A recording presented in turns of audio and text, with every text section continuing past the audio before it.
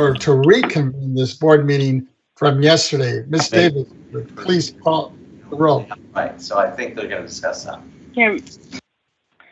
Before we call the roll, Mr. Chairman, if we can make sure that everyone is on mute if you're not speaking, if you are on a host or co-host line. Thank you very much. Chairman Vasquez? Present. Vice Chair Schaefer? Present. Member Gaines? Present. Member Cohen? Deputy Controller Stowers? Here. A quorum is present and the board meeting has been reconvened and is now called to order.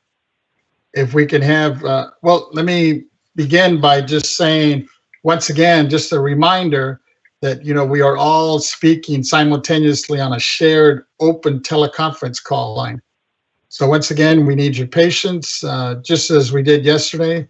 I think we did a pretty good job of making sure that we all identify ourselves so the transcriber can make sure that they're documenting our minutes in terms of who's speaking, who's moving motions, and who's seconding them. So we will continue with that process again. And thank you for your patience and we appreciate your cooperation. We'll start with Ms. Davis. Will you please announce our first order of business? Our first order of business is a general announcement that will be made by Acting Chief of Board Proceedings, Henry Nanjo, regarding public teleconference participation. Thank you. Thank you, Ms. Davis. Thank you, Chair, members. Good morning, and thank you for joining today's Board of Equalization meeting via teleconference. Throughout the duration of today's meeting, you will primarily be in a listen-only mode. As you may know from our public agenda notice and our website, we have requested that individuals who wish to make a public comment fill out the public comment submission form found on our, quote, additional information, unquote, webpage in advance of today's meeting, or alternatively, participate in today's meeting by providing your public comment live.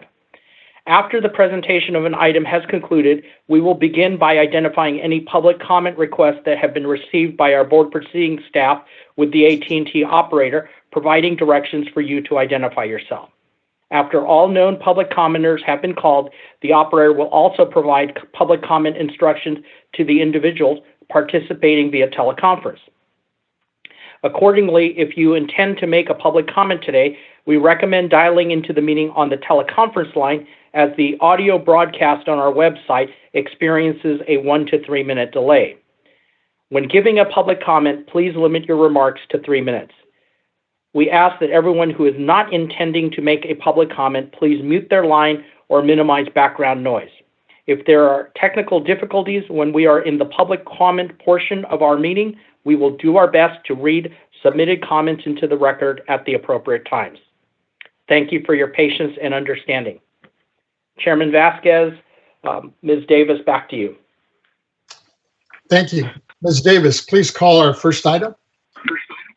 Our first order of business is item AA, a collaborative discussion on COVID-19 with County Boards of Equalization Assessment Appeals Board, Collaborative Work Group Planning Meeting. This panel will be moderated by Chairman Vasquez.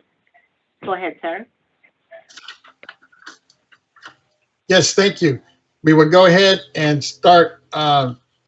Members, we are very fortunate to have such an experienced and esteemed panel of experts. The statewide continuity of AAB operations work group with us today to give their input on the type of guidance that the board should provide to all counties and on the conduct of remote hearings. And our thanks for accommodating this short time frame. This 2-year deadline is pending for many appeals and the extensions granted by the legislature to March 31st of 2021 leaves us limited time to develop guidance and begin rulemaking. We have 8 work group members, 4 from the AAB representatives, 1 assessor, a representative, 1 taxpayer representative, and 2 BOE staff representatives. And I will lead the discussion. Member Cohen is not available today to help me lead our discussion today, but my staff and Member Cohen's staff may assist. Since the agenda is detailed with 4 major issues and 17 sub-issues, I'm asking that we follow a few rules to ensure that everyone designated on the agenda has the opportunity to speak on their issue within this 5.5-hour time allotted, including breaks. First, Ms. Davis will call each issue and each sub-issue under it and ask each assigned group of representatives listed on the agenda to speak, starting with the first person in each group. We have roughly an hour and 20 minutes for each issue, which means roughly 20 minutes for each sub-issue. Ms. Davis will help remind us to respect everyone's time as we proceed. Second, please be prepared to provide a position statement that will contribute toward a consensus on each sub-item. To the extent possible, we will discuss all position statements at the end, determined where there is a general consensus to be placed or recommendations to the board. Third, to the extent possible, identify any property tax rules or statutes that are consistent with our statements. And if rule changes are needed, please briefly state what they are. Finally, we are very appreciative. We know that this is a significant time commitment on your part, and we will make every effort to keep it collaborative and productive. We're looking forward to any and all recommendations, including those that advise us as on sub-issues that need further work and should be brought to the board on October 20th, as well as recommendations for rulemaking. With that, let me ask the members if they have any questions or remarks before we begin.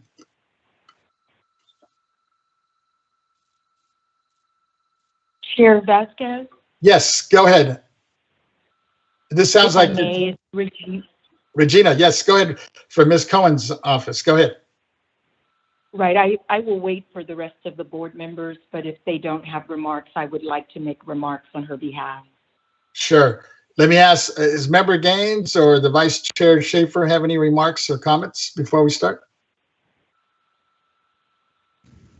Hearing. No, thank you. Ted, go ahead. I don't have any remarks. Thank you. Okay. Vice Chair here, I have no remarks. Thank you. Regina, you have the floor. Thank you, Chair Vasquez. Honorable board members, distinguished members of the working group, BOE staff, taxpayers, and practitioners. On behalf of Board Member Cohen, who recently gave birth to her first child, I would like to offer these opening remarks. It is with a great sense of responsibility that we conduct this working group to address issues and concerns surrounding remote hearings for assessment appeals boards. One of the Board of Equalization's constitutional duties is to ensure that county property tax assessment practices are equal and uniform throughout the state.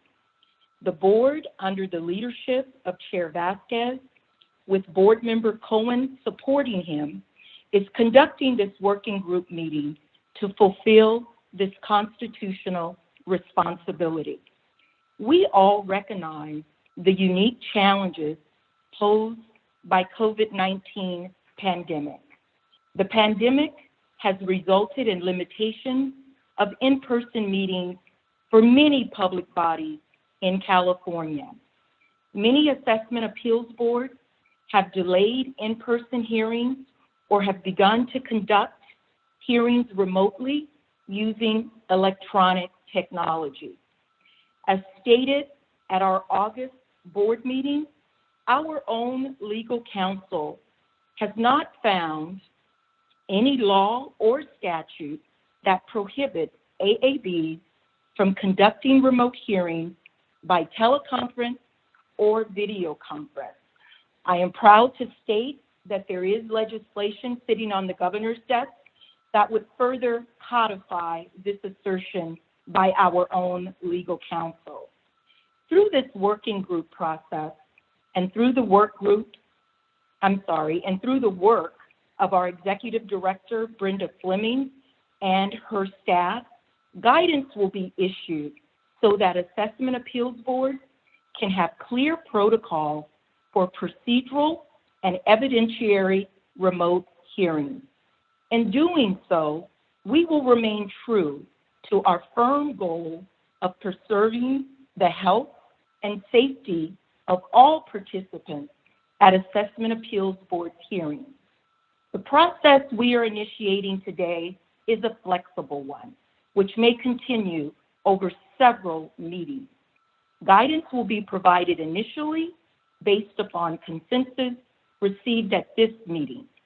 Further clarification, including updates to the Assessment Appeals Handbook, regulatory amendments, or further legislative action may be provided over time. These further clarifications will be based upon information received, lessons learned, and a careful review of the real-world experience of assessment appeals boards. As we begin, I would like to extend Board Member Cohen's personal thanks for the distinguished panel of experts who have so generously given of their time today to help make this process a success. Thank you, Chair Vasquez and fellow members of the board. This ends my introductory remarks on behalf of Board Member Cohen. Thank you. Thank you for those kind words and informative words. And also, please give our best regards to Member Cohen. I know she's really probably enjoying her newborn right now. With that, Ms. Davis, if you would please call our first item on this topic. The first item is County Boards of Equalization Assessment Appeals Board Collaborative Work Group, Part 1, a collaborative discussion. This will be an update on the impact of COVID-19 on property tax administration, the County Boards of Equalization and Assessment Appeals Board remote hearings. Mr. Chairman Vasquez. Thank you. Let me introduce these speakers. We have some, like was mentioned already by several of us, we have a very distinguished group, and we really thank them for their time commitment today. And we have with us the County Assessment Appeals Board representatives are Marcy Berkman, Deputy County Counsel for Santa Clara County, Jennifer Tran, Chief Assessment Appeals Division, Executive Office of the Los Angeles County Board of Supervisors. We have Marvis, and I think it's Mazik, hopefully I'm pronouncing that right, Chief Deputy Clerk from San Diego County Board of Supervisors. Kathy McSellen, Clerk from the Sacramento County Assessment Appeals Board. From the County Assessors representatives, we have the Honorable Don Gecko, President of the California Assessors Association. And then the taxpayer representatives, we have Brennan Roboski, Chair of CADA Ad Hoc Committee on Remote Hearings and partner with Pillsbury, Winthrop, Shaw, and Pittman. I will moderate this, and if we can have Ms. Davis please call our first sub-issue under A.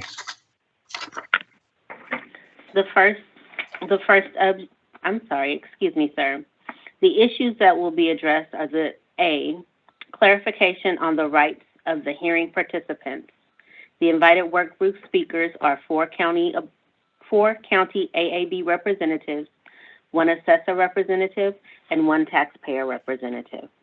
Go ahead, sir. Thank you all. Ms. Davis, please call the next sub-issue under A. The next sub-issue, sir, is the information that I have is the right to the type of hearing, physical, in-person, or remote, or both procedural and evidentiary matters, short-term rights for emergencies or long-term options, equal access in remote hearings, ensuring all parties and AAB members can view, hear each other during hearings, in-person hearings, safety standards, continuances, other options if a remote hearing is not possible or refused. Thank you all. Ms. Davis, please call our next sub-issue under A. The next sub-issue is B, the appropriate methods of dealing with document submission. The invited work group speakers are 4 county AAB representatives, 1 assessor representative, and 1 taxpayer representative. The requirements and protocols for entering all evidence electronically at or before a hearing, timing for electronic submissions, day of hearing submissions, protocols on presenting documents for witness impeachment, required platform for document submission, and required format for documents, Word, PDF, Excel, etc. Ensuring parties and AAB members can view all documents during hearings. Necessity for simultaneous viewing.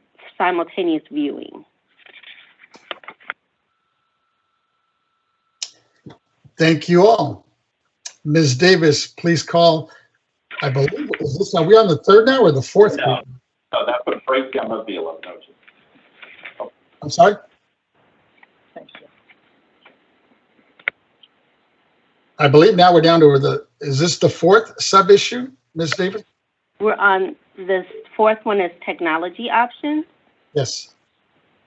The technology options, visual or auditory interruptions, freezing or drop links during hearings, remedies to ensure all parties have access, alternative options, reliable platforms for remote hearings, i.e. Zoom or WebEx, etc., addressing bandwidth, other solutions to consider, notice requirements to parties, access instructions, coaching, training videos, accommodations for special needs, investment in remote hearing capability efficiencies realized long-term.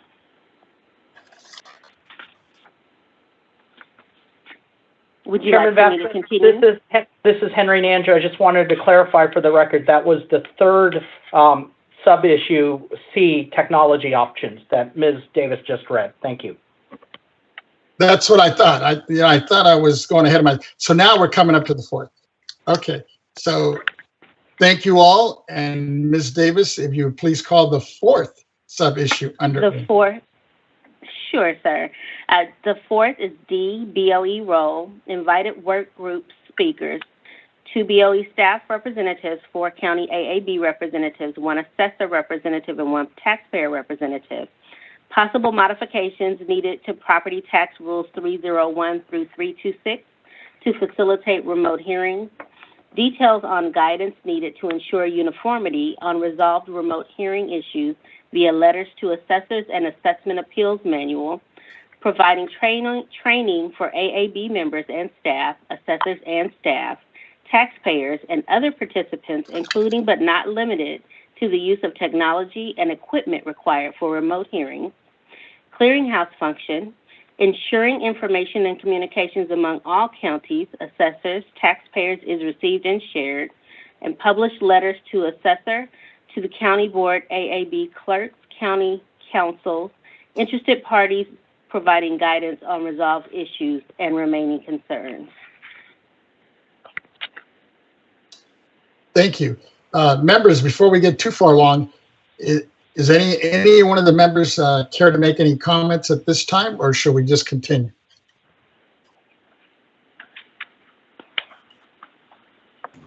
Hearing, seeing none, we'll go ahead and continue on.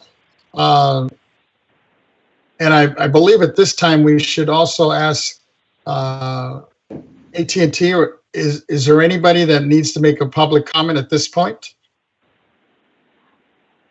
Ladies and gentlemen on the phone lines, if you wish to make public comment at this time, you may press 1, then 0 on your telephone keypad. So they've activated your fob mic. There is no one queuing up for public comment at this time. Thank you. Chair Vasquez. Yes, Vice Chair Schaefer, go ahead. I'm sorry. I noticed on the list of speakers, Thomas Parker is listed but did not show. Florence Evans was listed and then scratched out. Do we know what happened to Mr. Thomas Parker, or is he going to be with us? This is Thomas Parker, Mr. Vice Chair. I am here, and I'm ready to testify whenever the opportunities arise as conducted by your board. All right. Thank you, Mr. Parker.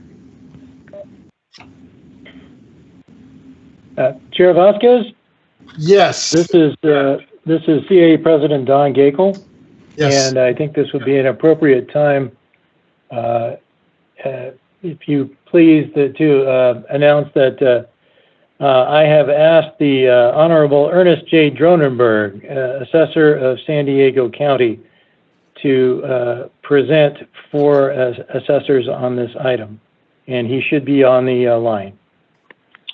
I'm on the line. Great to hear your voice. Great. Let me go ahead. With that, let me go ahead and introduce our first speakers here, and we'll get started here. The first, like I said, we have the County Assessment Appeals Board's representatives. Do we have Marcy Berkman on the line? Present. And then we have Jennifer Tran. Is she on the line as well? Yes, Chair. And how about Marvis? Is it Mazik? Marvis Mazik. Yes, I'm present. And how about Kathy? And it looks like McSellen, the clerk.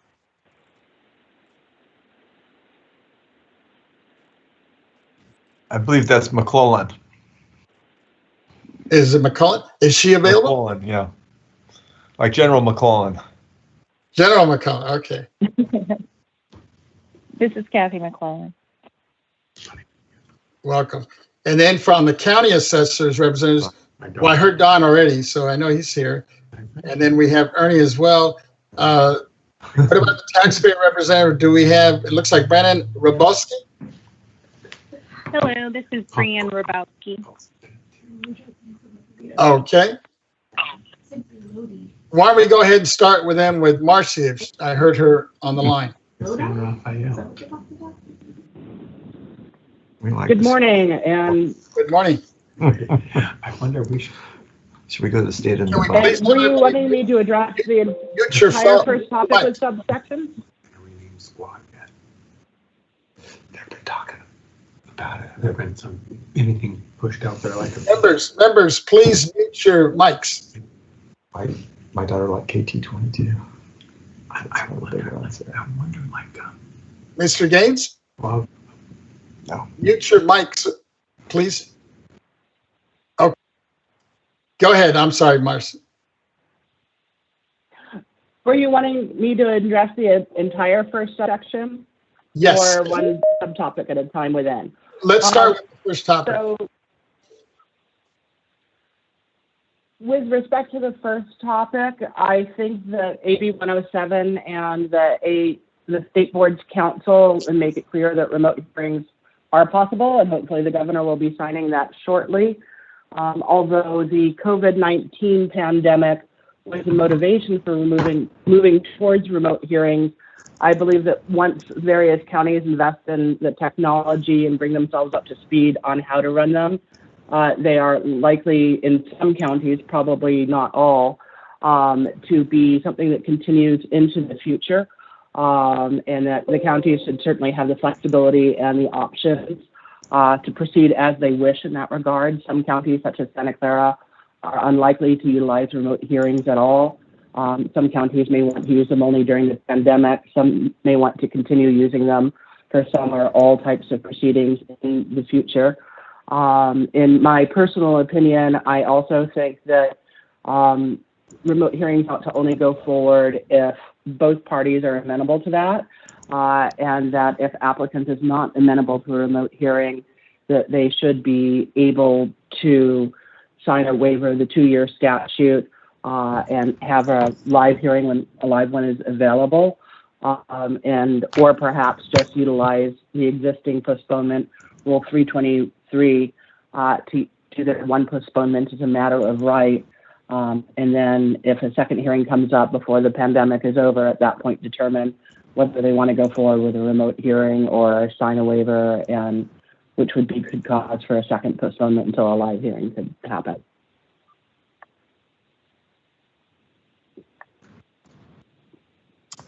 Thank you. Now, we're just going to focus right now just on the first item, which is the clarification and rights for the hearing participants. And if we have Jennifer Tran, if I can have you give your thoughts on this as well.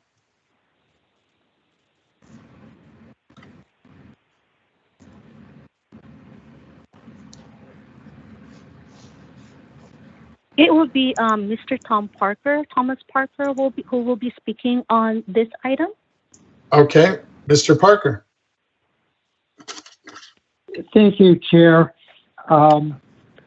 It's the view of Los Angeles County that the AABs should have the administrative option to choose in-person or remote hearings for appeals that are pending in their jurisdiction, based on the needs and the circumstances of the AAB at that time, not only in times of emergency.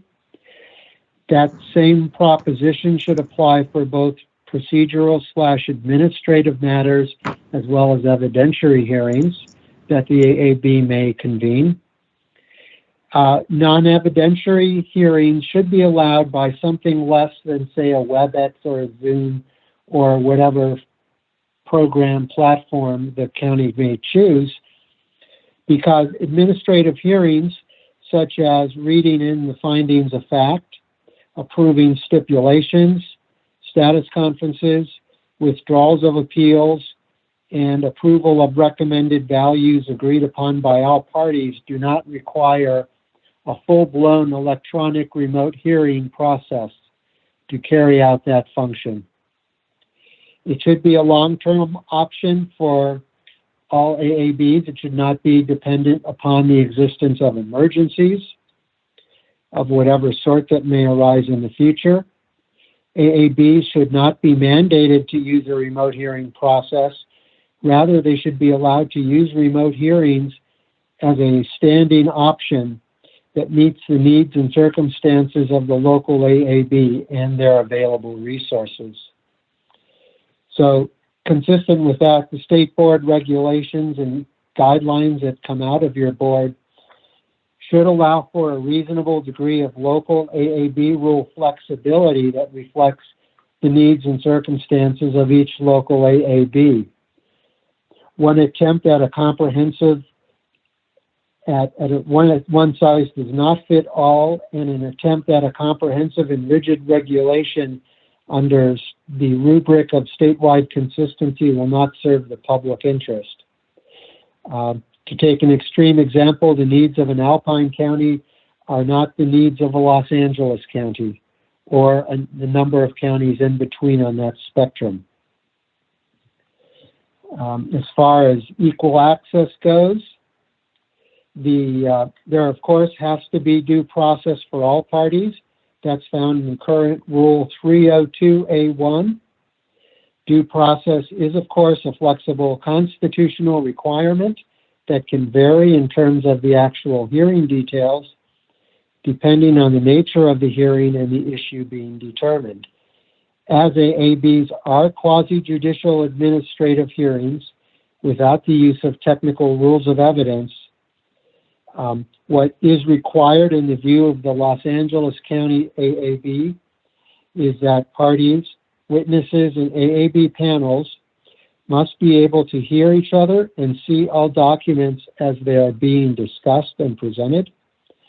The AAB panel members must be able to ask questions of the parties during the hearing in real time, consistent with Rules 313B, 316A, and Revenue Tax Code Section 1607. The parties must also be able to present evidence, both written and oral, direct and cross-examine witnesses and documents in real time. That's found at Rules 302A1, Rule 313E, Revenue Tax Code Section 1609 and 1610.2. Lastly, the public must be able to observe the remote hearings as a matter of statute. That's found in Rev and Tax Code Section 1605.4.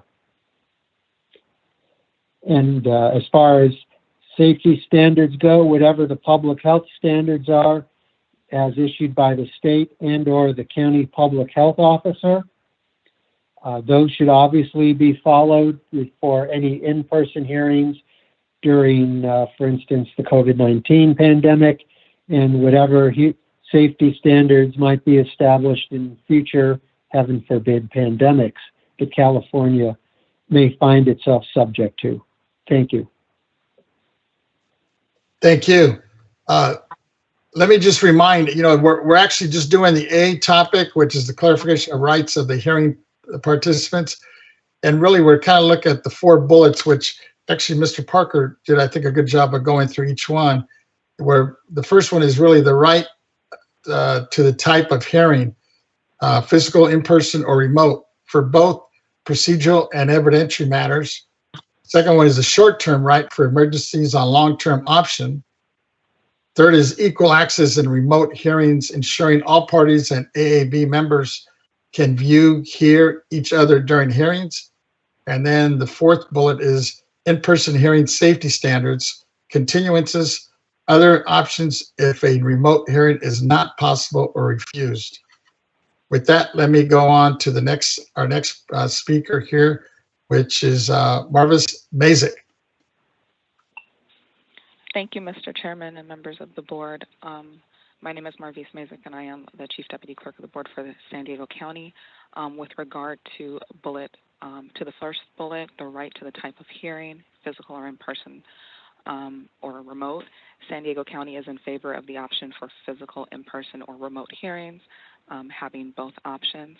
However, given our current local public health orders and building closures, those members of the public that have wished to have an in-person hearing have the option to submit a definite or indefinite waiver of the 2-year deadline. We also adhere to the current rule of requiring an indefinite waiver if an appellant wishes to have their case reset within 120 days of the expiration period. Those wishing to participate in a virtual hearing should complete a waiver of in-person hearing, signifying that they are in agreement with the remote hearing process. So we are open to both. With regard to the short term, the bullet representing the short term for emergencies or long-term option, we are in favor of having both options available for use, not just in the event of a pandemic, but in the future if this was something that needed to be used for either emergency purposes or something that just wanted to be implemented overall by all parties. We would be open to having both options available. We are currently conducting virtual hearings for the foreseeable future in accordance with our public health order and building closures. We plan to mirror the practices of our Board of Supervisors regarding in-person hearings, and if allowable, we'll provide that option to the public when it is available. So we do plan to provide in-person hearings in the future if allowable. With regard to bullet 3, equal access and remote hearings, ensuring all parties and AAB members can view or hear each other during hearings. San Diego County is also in favor of real-time interaction between parties during the appeal hearings. We have made sure that our board members have access to our virtual platform, Zoom. We have provided trainings and mock hearings for our Assessment Appeals Board members as well as Assessor's Office staff. We also provide members of the public with virtual hearing assistance based on any feedback that we receive from appellants.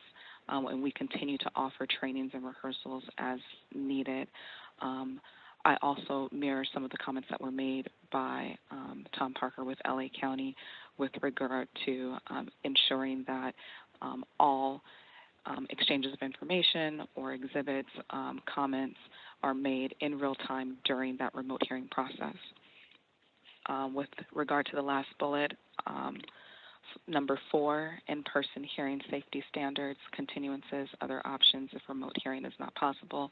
As previously mentioned, since we currently have in-person appeal hearings suspended in San Diego County, we are requesting that those individuals that wish to have an in-person hearing complete a definite or indefinite waiver of the 2-year deadline until those in-person hearings are allowable.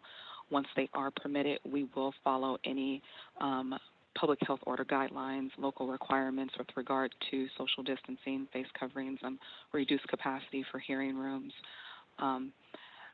Those are the only options that we are currently providing if a remote hearing is not possible. Otherwise, we are requesting that appellants provide or appellants attend virtually.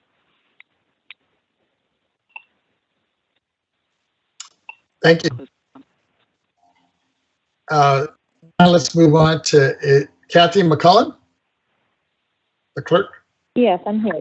Yes, hello. Can you hear me? Yes, I can hear you. Go ahead. Welcome. Okay. Hi.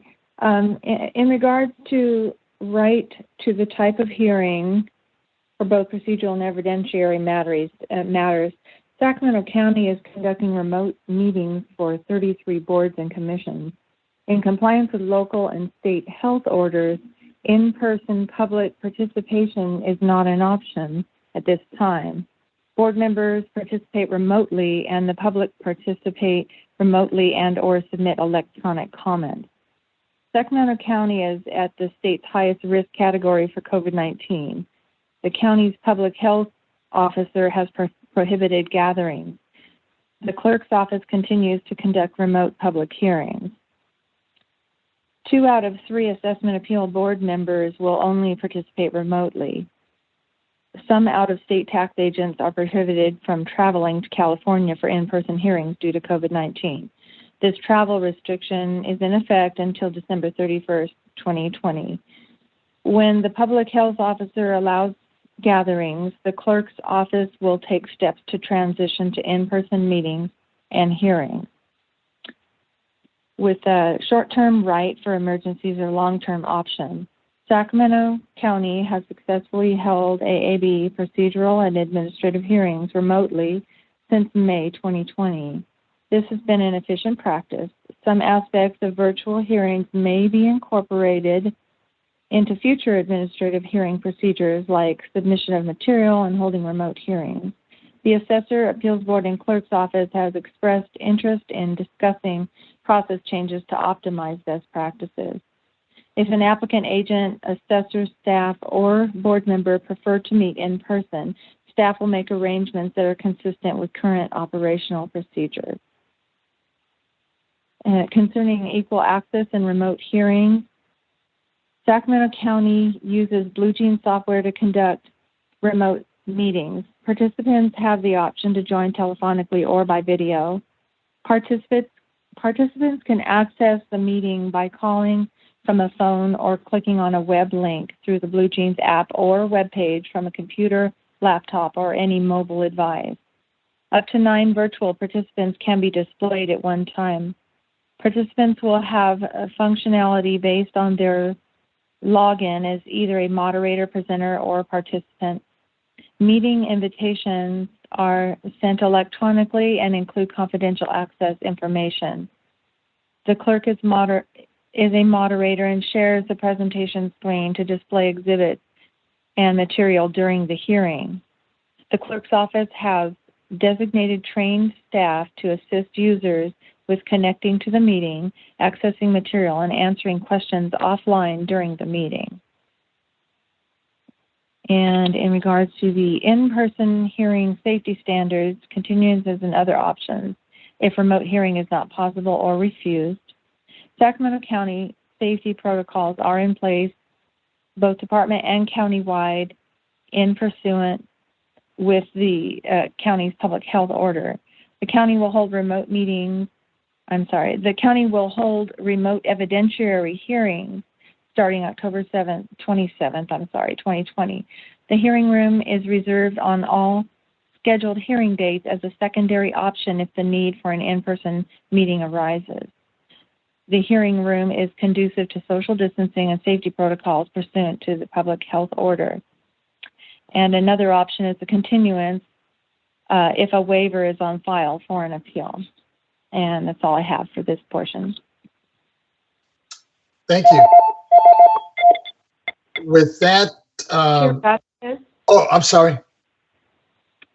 this is Regina. I was wondering if we should ask Ms. Berkman to speak to the other items, because I think when we started, we just asked her to speak to the first item before we move forward on the agenda. Not a problem. I know I think I slipped. I should have presented at the very beginning. So you're right. Is Marcy still available there? I am.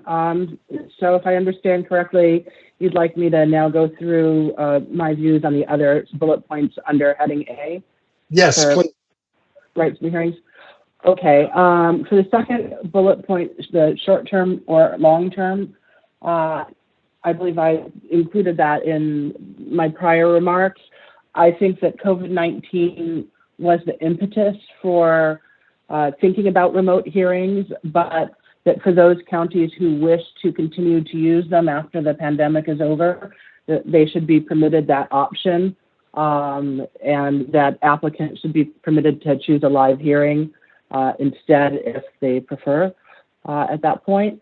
With regard to equal access to remote hearings, I think everyone agrees that definitely all parties need to be able to see both the speakers at all times, be able to see the documents at all times, have equal access. There are considerations that need to be thought of in terms of professional agents and professional attorneys who represent taxpayers will probably be more familiar with the technology and navigating an appeal than unrepresented taxpayers. So people will need to think about how to serve the needs of the unrepresented taxpayers so as not to serve as a chill on them, not to put them at a disadvantage. I think the types of training that we're talking about is a good thing for counties that are doing remote, having facilities that they could go to and do the remote if they don't have the facilities at home and be assisted or useful.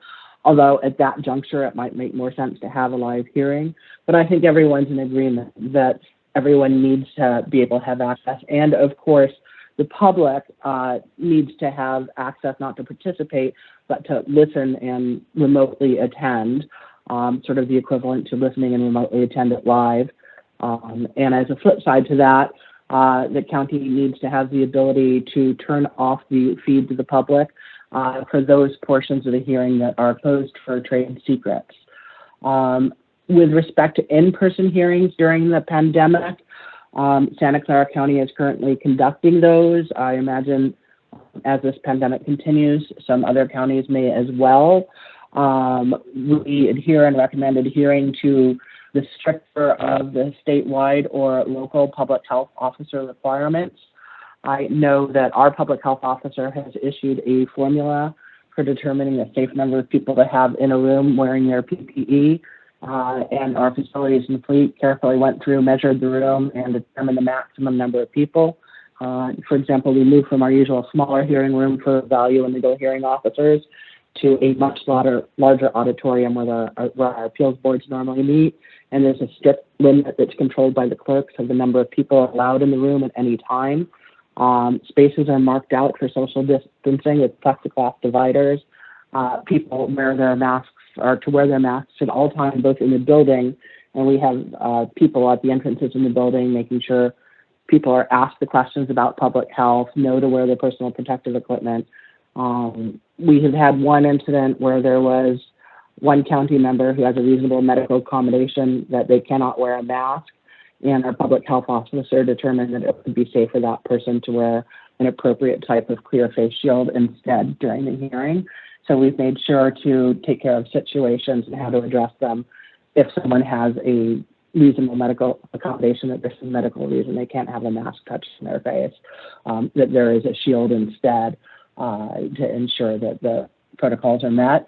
And the clerk also, make sure that appropriate sanitization is conducted, gloves are available, and appropriate PPE is available. So in my opinion, any county that during the pandemic is conducting live hearings will of course, be looking towards obeying the stricter of the state or local public health protocols.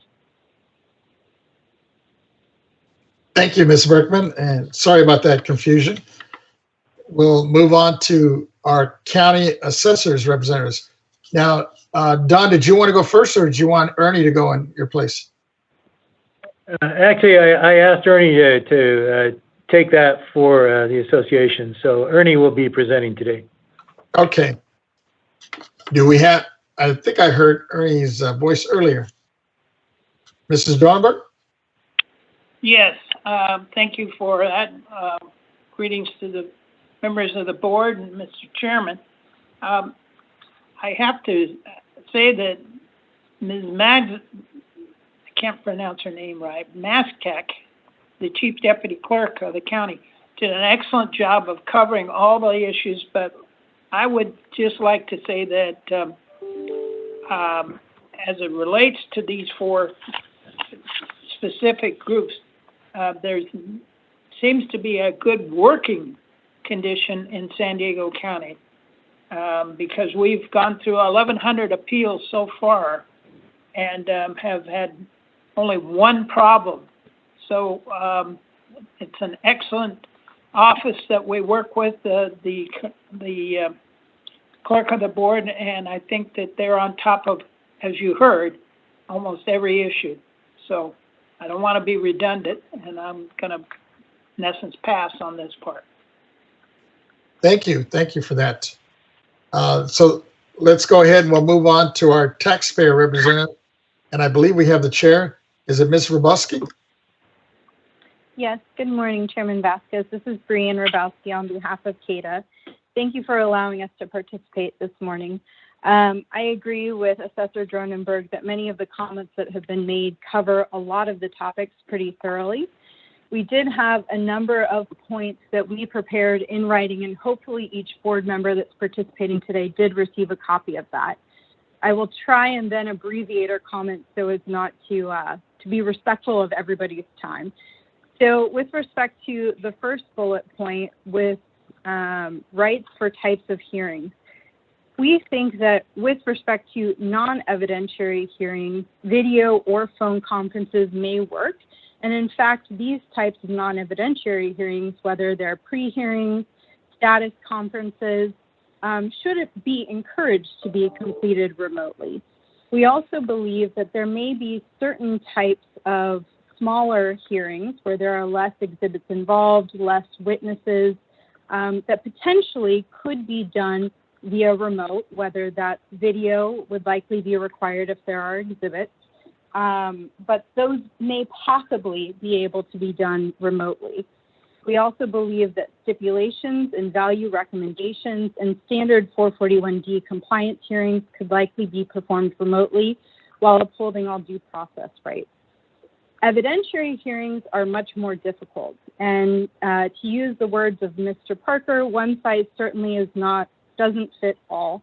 Certain hearings potentially could be done remotely, even if they're evidentiary, but there are a solid subset of hearings that would be incredibly difficult to do remotely.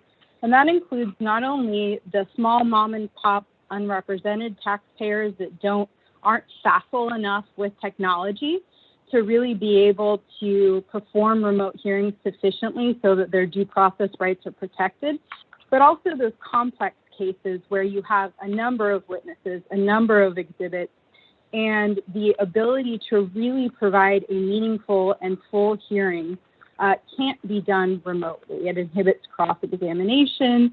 There are oftentimes many needs to be looking at multiple exhibits at a time, multiple folks at a time, including the board and the witness. And we think that would be incredibly difficult to do remotely. So in essence, our position is for evidentiary hearings, we need flexibility. There has to be an ability for the taxpayer and the assessor to opt in and opt out of remote hearings. To the extent that remote hearings are being used by counties, we think that there should be a process on the front end. So before the hearing is scheduled, where the party is given notice and asked whether or not they're willing to participate in a remote hearing. And as part of that process, we think it's incredibly important that it be, in fact, informed consent. And what we mean by that is that the clerk would explain the platform that will be used, the procedures that will be used, the protocols that will be used as part of the inquiry to the taxpayer and the assessor as to whether or not they will consent to a remote hearing. We also think that it's important, of course, once you do get to the notice of hearing, that the notice of hearing clearly identify the hearing format to be used, whether it's remote or in person. And again, if remote hearings are used, we think that it would be a good idea to have the clerk at the very beginning of the hearing make a sort of due process statement, if you will, providing taxpayers and assessors a statement outlining their due process rights and indicating that the taxpayer at any time or the assessor at any time can let the board know that they feel like their rights aren't being adequately met by the remote hearing procedures and that an in-person hearing will be needed for the remainder of the hearing process. So we think those announcements will be important. Moving on to the next bullet point, is this a short or a long-term option? We believe it would be best for this to be considered short-term for the time being, a solution for COVID-19, and that after perhaps a year's time, the board reconvene this working group to consider how remote programs are being conducted and whether it's working or not working for all parties involved. And at that time, the board can consider whether or not this really is a long-term solution that's appropriate. On the third bullet point, several items will be needed that will have to be facilitated by the local boards. That includes equipment, thorough instruction, training and instruction, not only for their own board members and the clerks who will have much more responsibility under remote hearings, but also for the public to ensure that the public is able to access these hearings as is required under the statute. It is incredibly important that people be able to view one another at all times. And we think that's not only the ability to view both the document and the witness, but the ability to essentially view the entire room, just as you would be able to view in person, that you're able to view all AAB members at all times to see whether or not the arguments that are being made or the testimony that's being received is being properly understood and provided to the board. Of course, that you be able to see the witness and that you be able to see anything in front of the witness. Typically in person, you'd be able to ask the witness what they're looking at. We'd like to be able to do something similar when remote hearings are being conducted. This does elicit a number of concerns, which includes not all platforms will accommodate this type of viewing, and those that do may have size or quality issues that need to be considered. In terms of hearing everyone, we thoroughly agree that it is essential that everybody be able to hear everybody at all times. And you can imagine many situations where that's incredibly important, whether it be contemporaneous questions from the board, whether it be clarification from the clerk about a certain exhibit that's going in, disclosure of confidential information. Those objections have to be made immediately. It's critical to the protection of trade secrets and confidentiality, and of course, counsel's ability to effectively provide legal counsel and object to exhibits as they go in. So viewing and hearing contemporaneously in real time are incredibly important. We do recognize that that will create certain challenges, especially given that most parties will need to be unmuted throughout the duration of the testimony, and that could create real sound issues that need to be considered. On the last bullet point, we agree with the various presenters that have recognized that no in-person appearance should be required during this time. There are a number of reasons that in-person hearings won't work for all parties. To the extent that there isn't a hearing platform that the taxpayer and the assessor agree to use, we thought a tolling of the statute may be helpful as opposed to a waiver format. So in essence, I'll give you an example. If the taxpayer and the assessor don't agree that there's a hearing format available, and that happens for an 8-month period of time, the statute would be tolled for that 8-month period of time. Notice would, of course, have to be given that the tolling has begun, which is something that would mirror currently Rule 309E with respect to litigation that's pending. So we think that there's a model to be used for purposes of tolling. And this really builds on the idea of consent and a right to in-person or remote hearings. And I believe that adequately covers our points under subpart A. Thank you. With that, let me ask the members if there's any questions or comments from any of the members before we move on. If I could. Yes, go ahead, Mr. Gaines. Thank you. I was wondering if Assessor Dronenberg was available. I am. Wonderful. I was wondering if maybe you could just expand a little bit on the 1,100 appeals that you have heard, and you had mentioned that there have been very few problems. So can you just tell us a little bit more about that? I'm just curious as to how that's being done so efficiently. Well, we're a very efficient operation, and so is the clerk in San Diego County. But to be specific, we had 323 STIFs that were adopted, 117 denials due to lack of appearance. Now, in our system, we send out a card 3 weeks before a hearing and requiring the appellant to notify us if they're going to be at the hearing.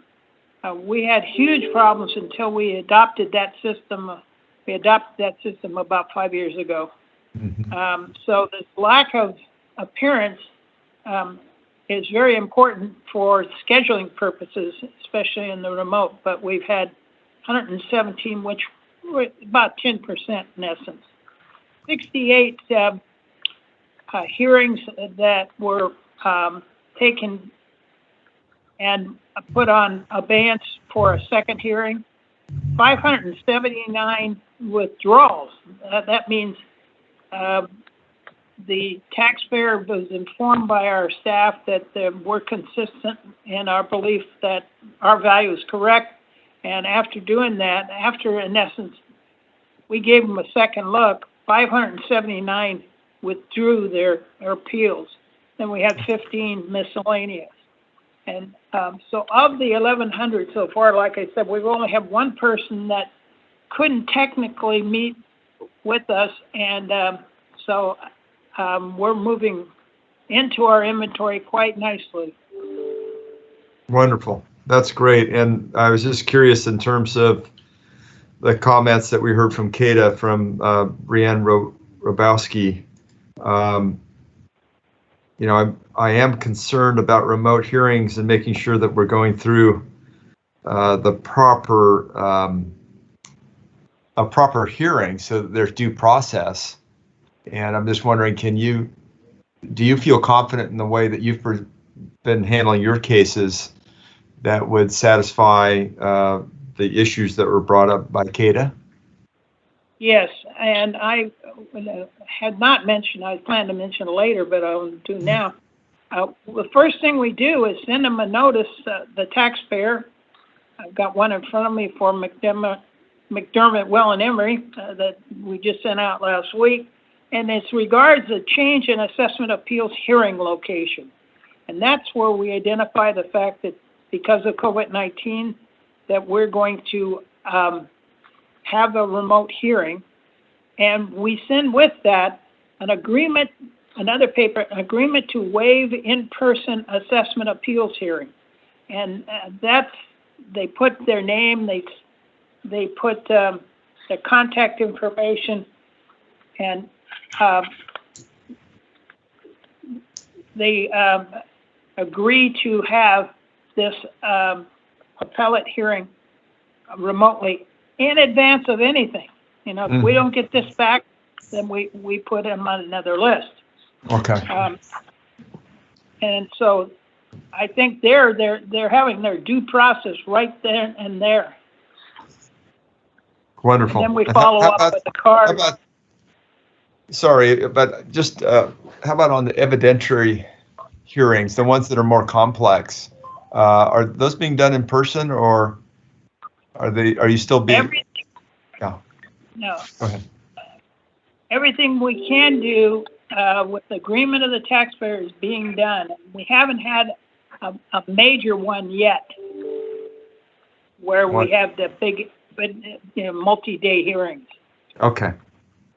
All right, great. Well, I appreciate what you've shared with us, and also Brianne Robowski in terms of the recommendations. And I think we need to look at those very carefully as members of the BOE and proceeding forward. Thank you. Member Gaines, if I might, this is Brianne Robowski. Please. Given the questions that you're asking, I thought it might be helpful to get some additional insight from a CADA member that has been involved in remote hearings in a couple different counties.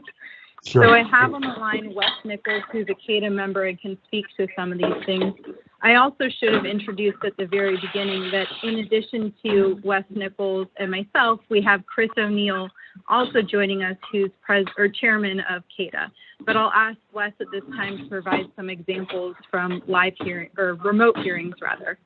Great. Chair Vasquez, if I may. You know what? I think you're going to say the same thing I was going to say, Ms. Davis. I think those of you that are not speaking, can you please mute your phone or mute your mic, because we're getting some background noise from people. It sounds like they're in an office somewhere. Chair Vasquez and Mr. Yes. Gaines, if I may. I'm just curious. We have 2 additional speakers as BOE representatives. Are you going to call them later? Yes. Or we bring in? Okay. Yes. Thank you. Thank you for the reminder, though.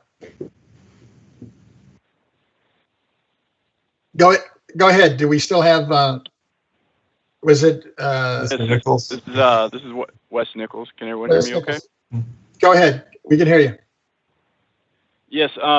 I've been able to be in a part of a couple of remote hearings. One I had last week in San Diego went okay. Some of the things that we're having remote hearings is evidentiary. Is we have to kind of tell the clerk, can you go to this page or this page because it's a shared screen. I had some technical issues on one of my computers, but one of my staff members in my office was able to get on, so we were sharing. So there is some technical issues, but one of the things that we're seeing is the time delay there is of sharing evidence. Riverside County, I was able to do both an in-person / remote hearing and also remote there as well. Riverside County, what they're doing is the assessor's office and council is doing via remote, and the actual board and clerk are meeting in person in the hearing room.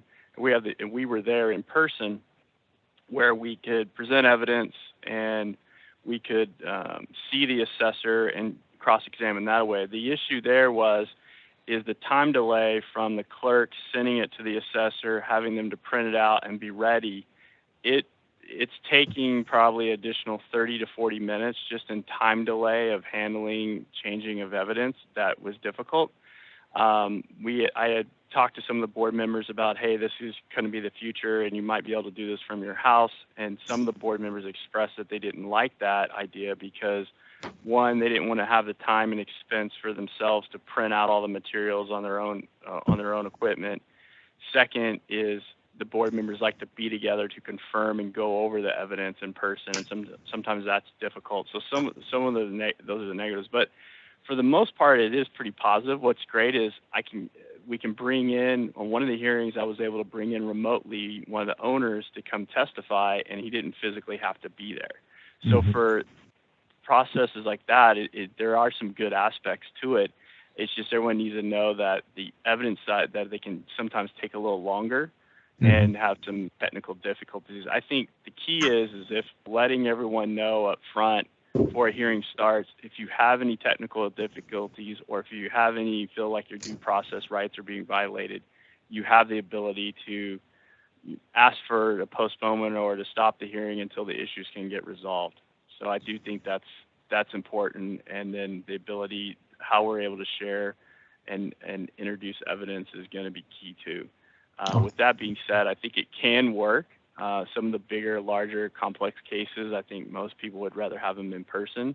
But I do think it can work. It's just trying to figure it out and know that there are going to be some problems in the beginning, but I think if we can work them out, then we'll be all right.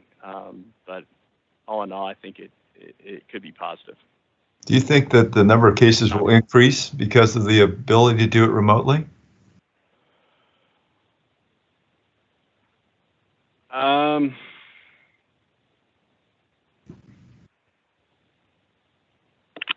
I think you might have a little bit more out-of-state tax agents start getting a little bit more aggressive with filings. That could be a possibility. I don't think they're going to increase.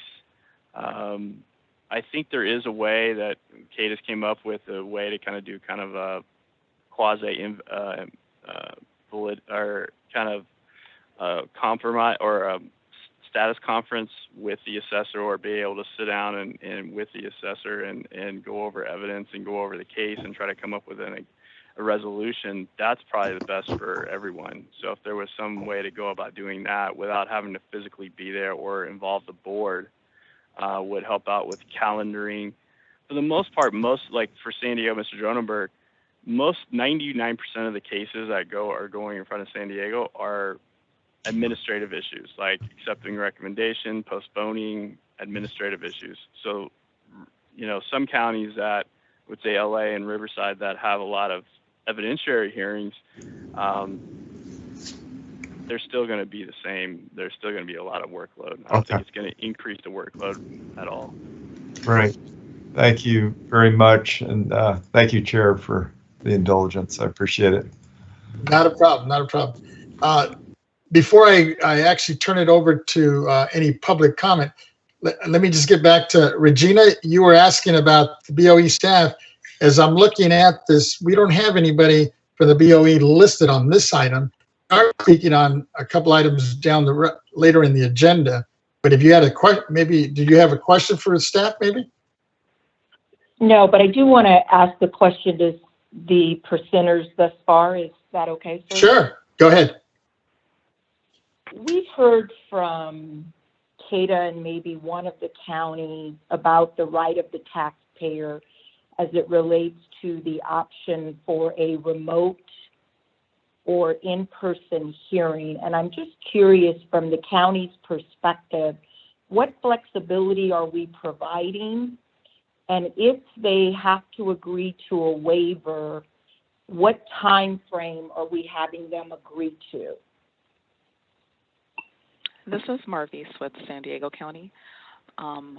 In terms of the time frame with the waiver, we are open to either a definite or indefinite waiver. So we kind of leave the time period up to them. I do know that some of our staff or our clerks have asked that if possible, 6 months. But since we don't know when our building will be open, we don't require them to fill out or to complete an indefinite waiver. And I know that there are some taxpayers that are, of course, are more leery of submitting an indefinite waiver as opposed to something that has a shorter time period or a specific time period. Thank you. And do you, just to follow up to you, do you have any thoughts about the comment made by CADA about considering a tolling option versus a waiver? Any thoughts? I'm sure that we would be open to that.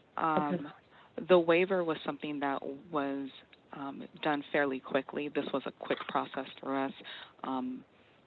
To be pretty transparent, and I think this is probably the same for most counties, 1 week we were open, the next week we were closed, and we had a number of cases that needed to be heard. So the quickest way to do that for us was to complete a waiver, and working with our counsel, that seemed to be the fastest option. But we would definitely be open to tolling as well. Okay. That's helpful. I just think that as we all try to work through this, we certainly understand the need of the Assessment Appeals Board as well as the local boards of equalization, but just trying to understand our flexibility as it relates to the boards and the local assessment appeals board. So thank you. Any others? This is Yes. Nancy Berkman addressing your question regarding the tolling option. In my view, there's no need for that because I think that remote hearing rules should, as closely as possible, be in parity with live hearing rules, since AB 107 says a remote hearing is a live hearing. And I believe CADA's concerns are adequately addressed by existing Rule 323. So whether it's that you don't want to participate in a remote hearing or whether you're being offered a live hearing and don't want to participate during a pandemic, Rule 323 allows you one postponement as a matter of right. Mostly what we hear is people wish their postponements would be for less time. But let's say, for an example, you use your one postponement as a matter of right at the moment to avoid a remote hearing or to avoid a live hearing during the pandemic. And then your hearing comes up again and the situation has not yet been changed. Under existing property tax rule 323, you would then be able to use your second postponement for good cause. And I would imagine it would definitely be good cause, either to say you're only offering remote hearings, but we want a live hearing, or you're still offering only live hearings and we'd rather wait till the pandemic is over and we feel safer, thank you. And I can't imagine any situation in which a board wouldn't say that's good cause. And additionally, under the state board's existing guidance, if both parties are amenable to the postponement, that it's itself good cause. So I think the existing Rule 323 covers all situations already. And again, we discussed this during the task force hearings as well. When you have Rule 323 or any other type of waiver of the 2-year statute, the applicant can revoke that waiver on 120 days notice. So if at any point they thought this has gone on too long, I want my hearing set, either I'm now willing to go forward with a live hearing or I'm now willing to go forward with a remote hearing, they can always revoke their waiver and ask that they be set for hearing as soon as possible. So there is a possibility, so I don't think that there's any need to create a separate and confusing system of tolling or indeterminate or determinate tollings or extensions. I think Rule 323 already covers all possibilities. Understood. Thank you. This is Thomas Parker from Los Angeles. I concur with what my colleague Ms. Berkman has said. I would offer the point, in addition to those points, that since the time waivers can be revoked unilaterally at any time by the applicant, we need to try as an AAB, in order to maintain a scheduling process, especially one that Los Angeles has, we need to be able to have hearings scheduled as either in person or remote, whether or not the parties want a remote. We need that power, unless there are certain special circumstances present that I can go into at a later point or now as you wish. But we need to be able to, in a county like Los Angeles, to schedule our hearings, get them done, and we have to provide due process. That's already part of the state board rules and state law. So that's a given. The tolling, I totally agree. That's an unnecessary pandemic-oriented situation that we should not import into the state board rules if we can avoid it. Thank you. Mr. Parker, just so I'm hearing you correctly, are you saying that the taxpayers should not have the flexibility? It's Los Angeles's view that in general, an AAB ought to be able to manage its calendar, just like a superior court manages its calendar, which means if we're in a situation where we think we need to get certain hearings done within the prescribed time limits, and we need to do some remotes, we're going to put together a remote hearing for that appeal. Yes, we believe that the consent of the assessor and the taxpayers should not be part of the criteria, generally speaking, of whether or not a remote hearing is held. The focus ought to be on making sure that all the required elements for due process in a remote hearing process is provided to the parties. Because the bottom line is the hearing needs to be done, due process needs to be given to the parties to that hearing. And it shouldn't, at the end of the day, matter whether it's remote or in person.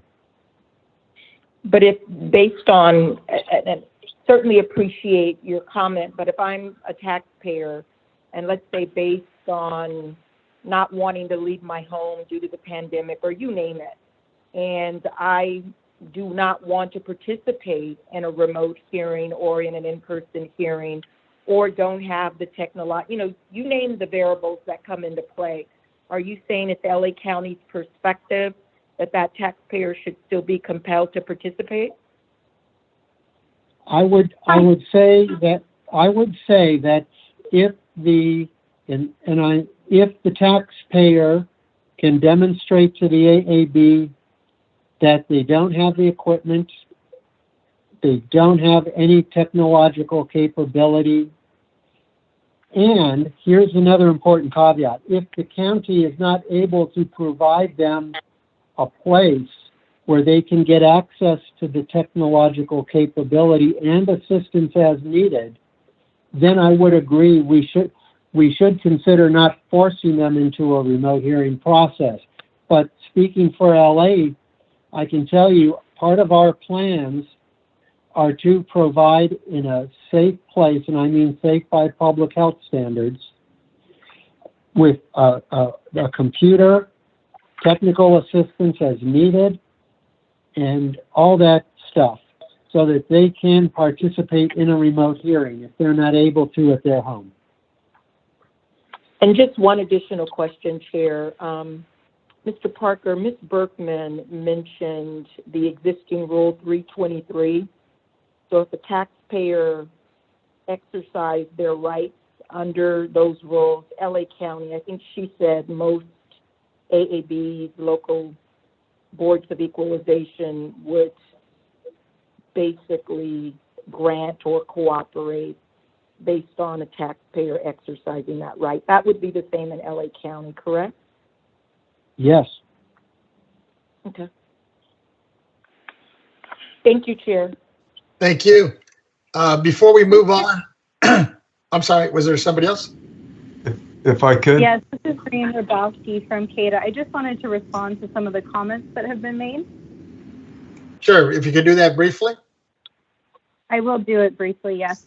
So the advantage in tolling over the waiver format provided by existing Rule 323 is the idea that instead of requiring an indefinite waiver, which many counties will require, tolling would only cause the statute to increase for the length of time that is needed to accommodate the hearing platform issue. So it really addresses the need and concern that many taxpayers have about signing indefinite waivers and not having a timely hearing conducted. So I do think there are some advantages to tolling. It is a new system, and that does have some complexities that are introduced.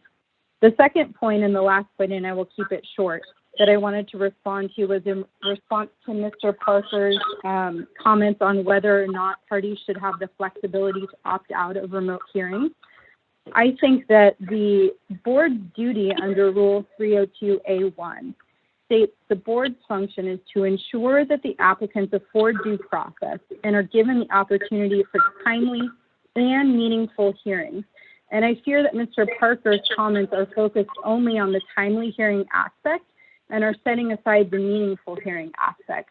We don't believe that in all situations a meaningful hearing can be conducted remotely. We think that due process requirements may require certain in-person hearings, and that applies, again, not only to the large complex cases, but the cases where you have a small taxpayer that simply, even with equipment and a person on site, wouldn't be comfortable in a remote situation. And we can't forget them as we create this new system.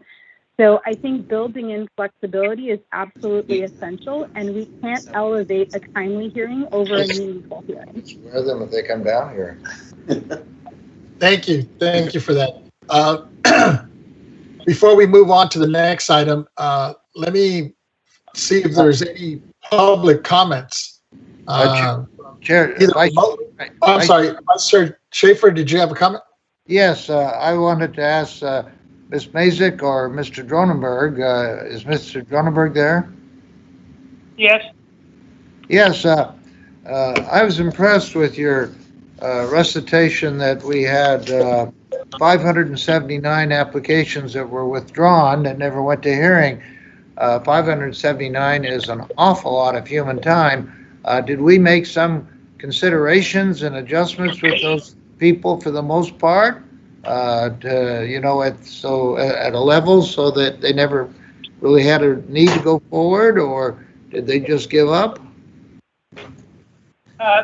Basically, a lot of people just want somebody to explain to them what happened. And that's the category that we're speaking of, that 579, because those are no changes. If we agree to reduce something, we then go to stipulation, and the board has to agree to the stipulation. But if somebody's withdrawing, they don't have to have that board agreement with the withdrawal. And people, I found in all my years of taxation, a lot of it is that they just don't understand what happened. And when you sit down and lay it out to them and show them the comps and talk about what's important in appraisal, this 579 is just about half of the appeals we had. They understand it, and then they withdraw. Yes, well, that's 579 happy taxpayers, and I want to commend you for making that happen. Thank you. Sarah Vasquez? Member Gaines, go ahead. I'm sorry. Yeah, if I just follow up with one more question of Brianne with CADA with regards to problems that have occurred with remote hearings. You expressed in some cases why that doesn't make sense, but can you relay some problems that you've already seen?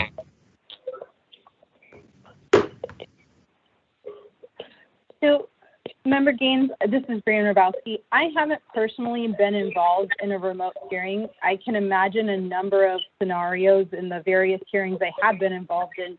Trying to translate that into the remote atmosphere would be impossible.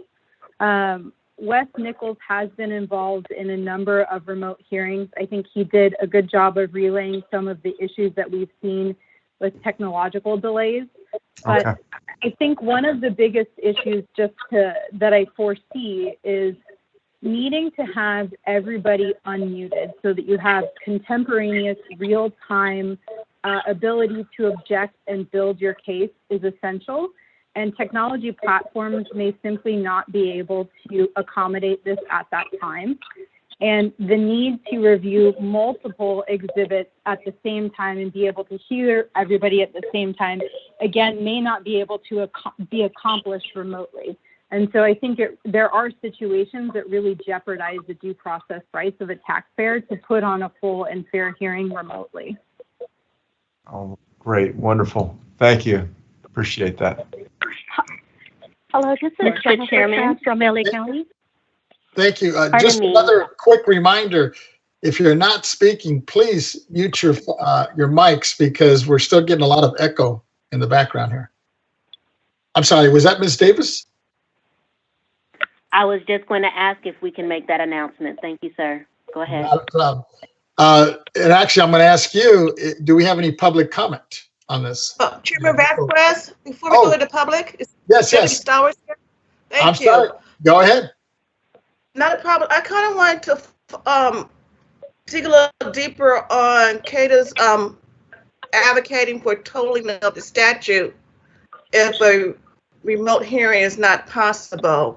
To toll the statute, I believe that will require a law change as opposed to the taxpayer voluntary sign a waiver.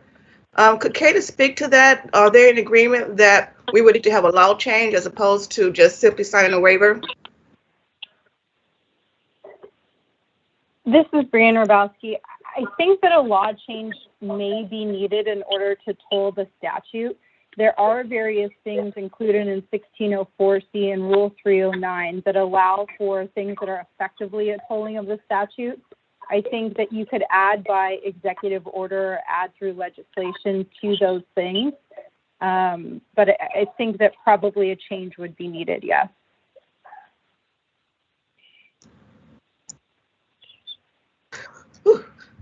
Thank you for that clarification. I was thinking more of a law change. Executive order, yes, and we're in an emergency, but the best way, in my opinion, would be, if we were to go down that route, would be a law change.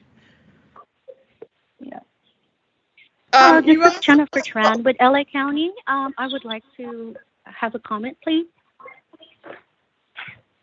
In regards to the potential challenge of taxpayers with lack of IT resources, LA County is aware of that need. And a part of our virtual hearing implementation is to have designated AAB areas that are fully equipped with necessary IT resources, which includes laptop, telephone line, a printer with scanning capabilities, so the taxpayer or the applicant will be able to scan and upload evidence during the hearing.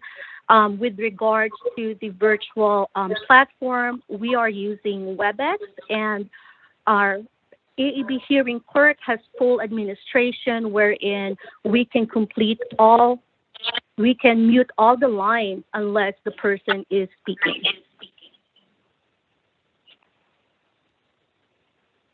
Thank you. Yvette, was there any other questions you had, Ms. Towers? I can wait to the next section. Thank you.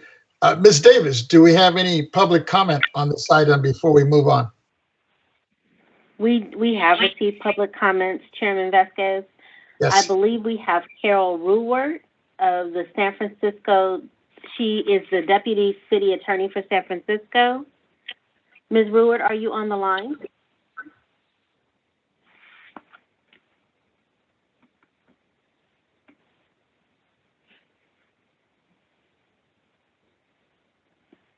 Let me check to see if we have any other public comments that we've received, Chairman Vasquez. Just one moment. Thank you. At this time, that's the only request we have for public comment that Board Proceedings has received. There may be more public commenters on the AT&T line. Can we ask AT&T? Sure. AT&T, can you please check to see if there are any, if there's anyone who'd like to make a public comment at this time? Ladies and gentlemen on the phone lines, if you'd like to make public comment at this time, please press 1, then 0 on your telephone keypad.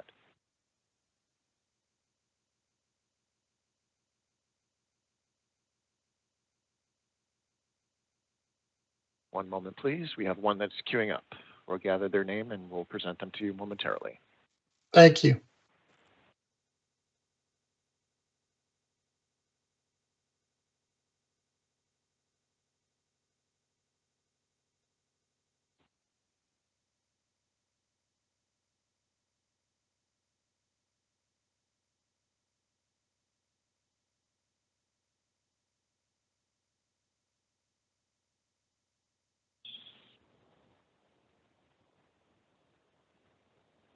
Thank you. We're going to go to the line of Carol Ruwert. Please go ahead. Your line is open. Hello? Yes, ma'am. Go ahead. Thank you. This is Carol Ruwert, Deputy City Attorney with the City and County of San Francisco. I'm calling on behalf of Assessor Carmen Chu, for which I serve as Assessor's Counsel. First, we'd like to acknowledge and appreciate the hard work of the State Board of Equalization and Board Member Malia Cohen on these issues. This is truly helpful. I would like to incorporate the comments that I presented at last month's meeting and focus on a few issues for this stakeholders process. The issues boil down to equity of technology and also handling of documents and hearing procedures. But as a first comment, San Francisco believes that appeals hearings are critical to due process for taxpayers and for assessors and appeals boards so that they can perform their constitutional duties to value property accurately and fairly. And to that end, San Francisco believes that remote hearings and social distance conditions placed on in-person hearings should really strive to emulate the functionality and due process protections of pre-COVID in-person hearings as much as possible. And that principle informs our comments. With respect to a shift to all remote hearings, if any county proposes that, San Francisco is concerned that taxpayers without access to technology might have to delay their hearings for an indefinite amount of time. And so San Francisco believes that the state board should adopt a property tax rule that if counties wish to conduct remote hearings, that they should make sure that there are technological solutions that ensure the taxpayer could fully participate from their personal location or from one or more county-provided locations, so that a taxpayer does not have to delay their hearing because they cannot access the technology. Secondly, San Francisco also remains convinced that for due process and effective hearings, where hearings are conducted by video, all board panel members should be visible on camera at all times. However, we'd like to make a comment that temporary technological glitches should not invalidate a hearing. It is our understanding that, for example, in Superior Court, judges are generally present even if one of the parties appears by phone. We believe that a rule would be an appropriate legal avenue for these requirements, and we again encourage the state board to use LTAs and the BOE website as a clearinghouse for best practices for taxpayers and counties. For hearing procedures, San Francisco again strongly feels that the parties to a remote or a socially distant hearing need to be able to communicate confidentially during the hearing. We believe that this should be addressed by two different and distinct property tax rule changes. One as an amendment to hearing procedures to ensure that parties have the ability to communicate confidentially. And another in the rule regarding the record of the hearing, that whatever form of the record of a hearing takes, the record does not include those confidential sidebars. Finally, to jump ahead to the next topic, we know that there will be quite a lot of discussion about the issues of document handling. And in brief, San Francisco supports all efforts to clarify document handling procedures. But when the board is considering these, San Francisco fundamentally believes that electronic document handling should not result in different access to documents or a different ability to submit documents during a hearing than is available under current law, unless the rules are changed for all situations. This brings us back to the idea that all hearings should be equivalent in terms of due process and procedures as much as possible. That concludes my comments. I'm happy to answer any questions. Thank you. Thank you. Is there anybody else on the line that we're aware of? AT&T or Ms. Davis? There is no one else in queue at this time, sir. Please continue. And we've received no other public comments from board proceedings perspective. Okay. Members, before we move on, oh, I'm sorry. Go ahead. Is that Regina? Yes. One additional question for the panelists. The issue was raised, and I want to make sure I'm getting this proper, about Rule 323. And I'm just wondering for all present in the work group, what are your thoughts about using Rule 323 for purposes of grounds for continuances as it relates to remote hearings in the pandemic, that the COVID pandemic period could equate to reasonable cost to continue the hearings? I'm just wondering if there's if we could get some consensus in that space. This is Marcy Berkman from Santa Clara County. From what I've heard from everyone, I think that Rule 323 used as you suggest meets all the concerns of both the taxpayers that CADA expressed and the assessors and the appeals boards, because under Rule 323, anyone would be able, both assessor and taxpayer, to use 323 for a first postponement of a matter of right, and that has to be granted if it's timely requested. And then if a second postponement were to come up during the pandemic, that pandemic would be good cause to grant a second written request for postponement, and that second request would then toll the statute, extend and toll using the terminology in 323.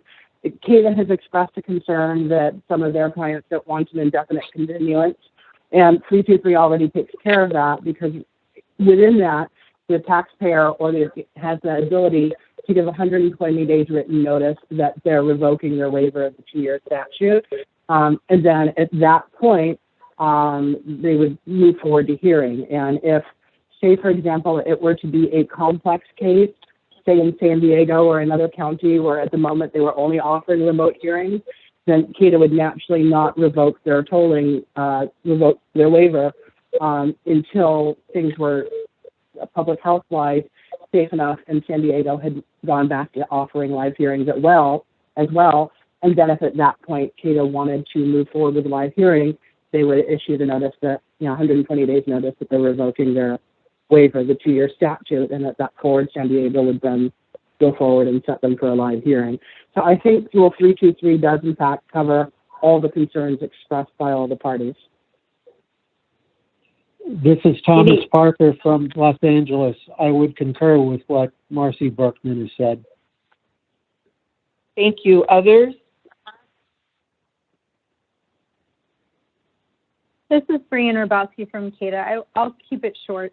The two main concerns are the first, that you're relying on a board to uniformly recognize certain COVID-related concerns as good cause.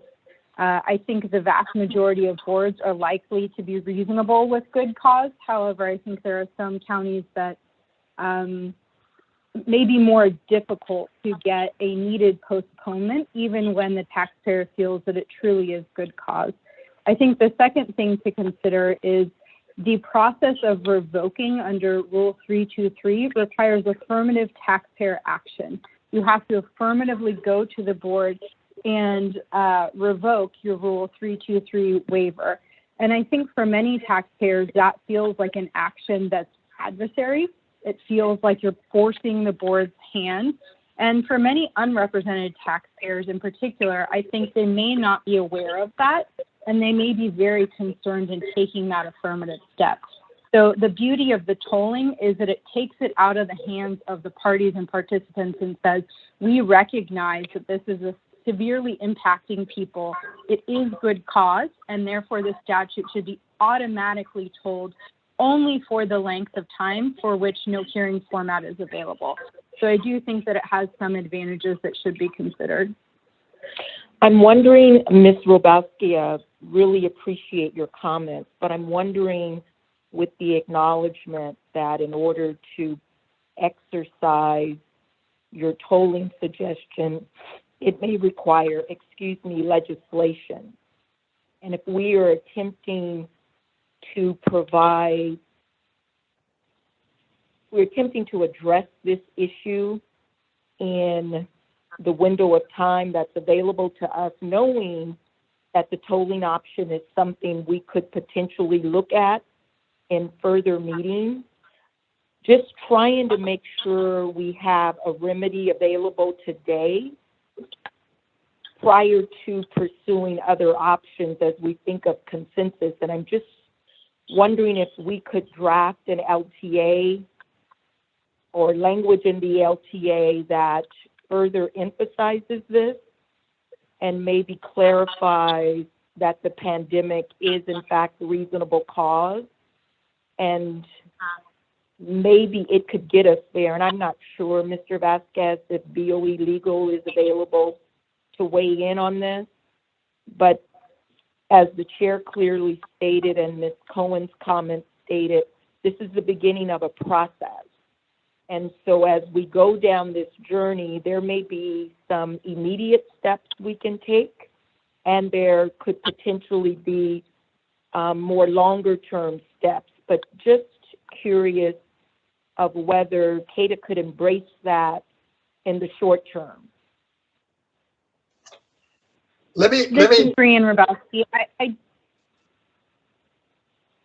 do think that's a very good middle ground. I think expanding upon the definition of good cause that's provided in Rule 323A is a very good avenue to ensure due process rights are respected uniformly throughout all counties. I think you could also include a revision, you could include it through an LTA, you could include it through the Assessment Appeals Manual. I think going that route obviously is a much shorter and faster route than doing legislation, and I think that's an excellent suggestion. Let me Thank you, Marcy Berkman. What I was thinking is that I like this. Who's this? Sorry, this is Marcy Berkman. I'm just trying to get us to a point where hopefully we can come up with some consensus, because I'm getting the feeling that we're starting to just repeat ourselves. So what I was going to ask is Ms. Cassad from my staff, on my legal staff, who I know has been taking some copious notes, if she could just put out a couple things that hopefully there's consensus on, and see if we all agree before we move on to the next topic. Is Ms. Cassad available? Mr. Vasquez. Oh, I'm sorry. Mr. Vasquez. Ms. Davis? I appreciate that. It's Regina. Oh, Regina, I'm sorry. Go ahead, Regina. Mr. Vasquez, I certainly appreciate that, and I think we should get there, but I'd love to hear Ms. Berkman's comments on this issue, because I think this is an issue for me that appears not to have any consensus, but I think based on the discussion that's happening now, we may get there on this issue. And so if you would entertain Ms. Berkman's comments, I think it'll help us in our long-term goal. Go ahead. Is Ms. Berkman there? Thank you. This is Marcy Berkman. I really like the idea of including in an LTA that pandemic is good grounds for a postponement under Rule 323. Back when Rule 323 was adopted, there was discussion among the State Board of Equalization about the extent to which they should define what good cause is. And they discussed various options at the time. And what they ultimately decided at that time was that an agreement between the taxpayer and the assessor to postpone was good cause, and they would leave everything else up to the board. And here I think via LTA for the time being, it would be a very good use of the board's abilities to say we are now adding to that via this LTA the guidance that the pandemic is good cause for postponement under Rule 323. And then later when the board does further rulemaking, it could certainly add that formally into the rule as well, that a declared emergency or pandemic in the area is good cause for postponement. I think that was an excellent suggestion. And I think everyone can probably agree to that. Okay, let's see if there's a consensus here. Do I have Ms. Cassad still on the line here with us? Yes, sir, I'm on the line. This is Chris Kazad. Go ahead, Chris, give it a stab. Let's see if we can come up with a consensus on some of these points before we move on. Okay, so the first sub-issue, the right to the type of hearing. It sounds like everyone agrees that all the participants have a right to the type of hearing that is available in that county. Because as I understood on both sides, counties, not all counties are the same. One size doesn't fit all. There has to be some flexibility. So if a county is able to have in-person hearings, then that's permitted based upon the public health requirements that are going to be imposed on that. And if remote hearings are available, then that is an option as well. So is that a true statement, or can the parties maybe give me a better statement regarding the consensus on that first issue. Comment? This is Thomas Parker. I would agree with what you've said. Did I hear Member Gaines? Did you have a comment, Member Gaines? Yeah, so I want to just clarify that would be a right to in-person or remote. Okay, so if you've got a county that's doing remote only, I would want to make sure that that particular taxpayer would have the opportunity to have the in-person hearing at some point in the future. Are we understanding that in the same manner? So I need clarification on that. Yes, sir. Well, the statement that we were talking about, the first one's a little bit pretty more high level, more general, that is everyone has a right to either an in-person hearing and or a remote hearing as available in that county. Right. And then the second. Okay, I've got an issue with that though, because if you have a hearing similar to what was described where it's heavy in, evidentiary hearing, right? So there's a lot of information that's being presented. It might even be a multi-day case. I think that taxpayer ought to have the right for an in-person hearing.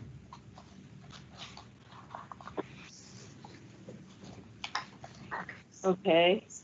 And this is Brian Rabowski from CADA. We're very much in agreement with Member Gaines. I think flexibility is essential, and there has to be a willingness for a party to opt into a remote hearing and no ability for the county to force any taxpayer or assessor to do a hearing remotely.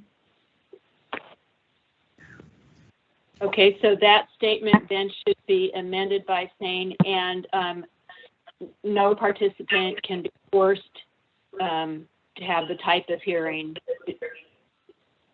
something like that. Mm-hmm. That the hearing selection can't be forced on them.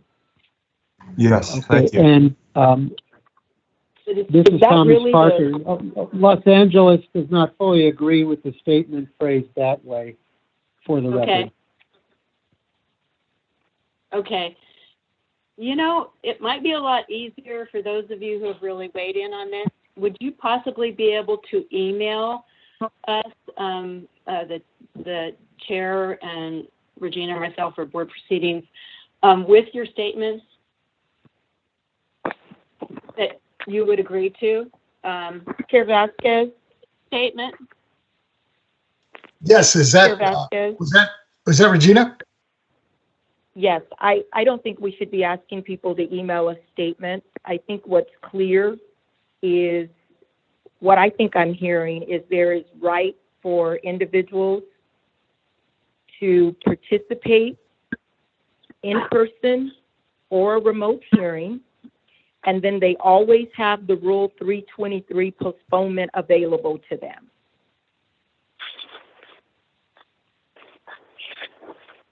And just want to get some feedback from the group. I don't think we want folks emailing anything to us. I think it's best that we have these conversations in an open discussion. If we can come to consensus, great.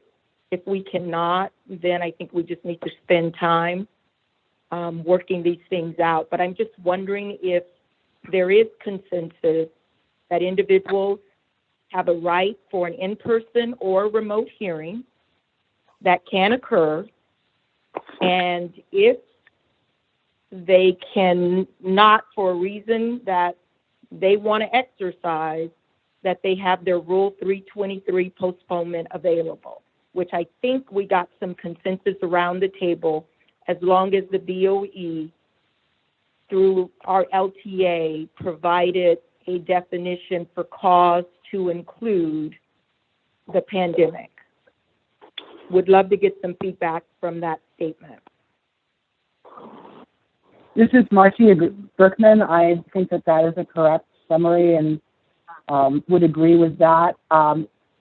Just to clarify that AABs don't have to offer remote. They can offer live or remote, and if the parties don't like that option, they can use Rule 323. This is Thomas Parker. LA would agree with what Member Cohen has said. Okay, question of clarification, if I could, Chair Vasquez. Sure, go ahead, Member. Yes, yeah, because in terms of the use of 323, how long of a period are we talking about in terms of extending? And how many times could that be used? And does that get us past the pandemic?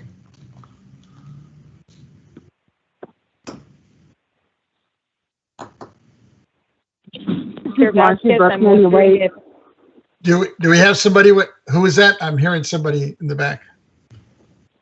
Yes, this is Marcy Burke. The way 323 operates is the first postponement is sought 21 days. Each party has one postponement as a matter of right. And if that's exercised at least 21 days before hearing, that does not waive the statute. Then if the appeals board was to set the hearing again before the pandemic was over, then taxpayer and assessor each have the right to request a second or more postponement for good cause. Good cause would be the pandemic. And then that would extend and toll the statute indefinitely, which would get us past the pandemic. And at such time as the pandemic is over, if, say, for example, a CADA client were to want to make sure their hearing was heard pretty promptly after that, they would just send in the 323 notice of revocation of their waiver and on 120 days notice, and that would start the statute of limitations running again. Okay, so that should, just to clarify, Ms. Berkman, that should provide enough time for a taxpayer, for them to get past it, because we don't know the exact timing on when we get a handle on the pandemic and the vaccine and all of these things. So I want to make sure that that taxpayer wouldn't run out of time through the process, that they would be able to get past the pandemic and have a normal public hearing. Definitely. Rule 323 is just perfect for that. This is Kathy McCollum from Sacramento County. I'm in agreement with Marcy Berkman is saying with the revision of 323 to add to the end of the pandemic. Wonderful. Great. Thanks, Ms. McCollum. So do we have I'm sorry, go ahead. It sounds like we might have a consensus now. Is that, or is there any other opposition or comments or questions on that? This is Brian Rabowski on behalf of CADA. I just want to make one clarifying point. I think as the consensus item has been presented for purposes of the pandemic, we're in agreement. But my concern is to the extent that this is a long-term solution and remote hearings are permitted for the long haul, the good cause under Rule 323 and the carve-out, if you will, for pandemic concerns only addresses the short term. It doesn't address the considerations that we've raised, and as Member Gaines has discussed, where there are hearings simply that we believe cannot be performed remotely. So there needs to be protection and consensus at all times to a remote hearing, not just because of pandemic related, but again, there has to be an opt-in, opt-out consensus model for remote hearings at all times. Mr. Vasquez, I think that in making the recommendation, that's the framework from which I provided that. I believe the comments that you've made, the comments that our other work group members have made, this provides us an opportunity to provide some guidance and direction in this window, knowing, as the chair stated when we got started this morning, this is the beginning of a process. I would, this is Assessor Grunenberg. I would, as we know when we work with rules and laws, you got to have definitions. You say the pandemic, who's going to define what that ends? President Trump believes it's going to end in a month.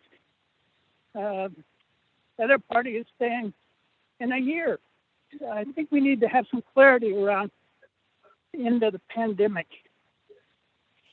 Would it help, Mr. Drunenberg, if in the LTA we could set a date, right, and always come back and review it? and we could give ourselves 6 months to a year and then allow us to come back. This board is working on a monthly basis as well as the staff, and we could update the LTA accordingly. I just think the guidance.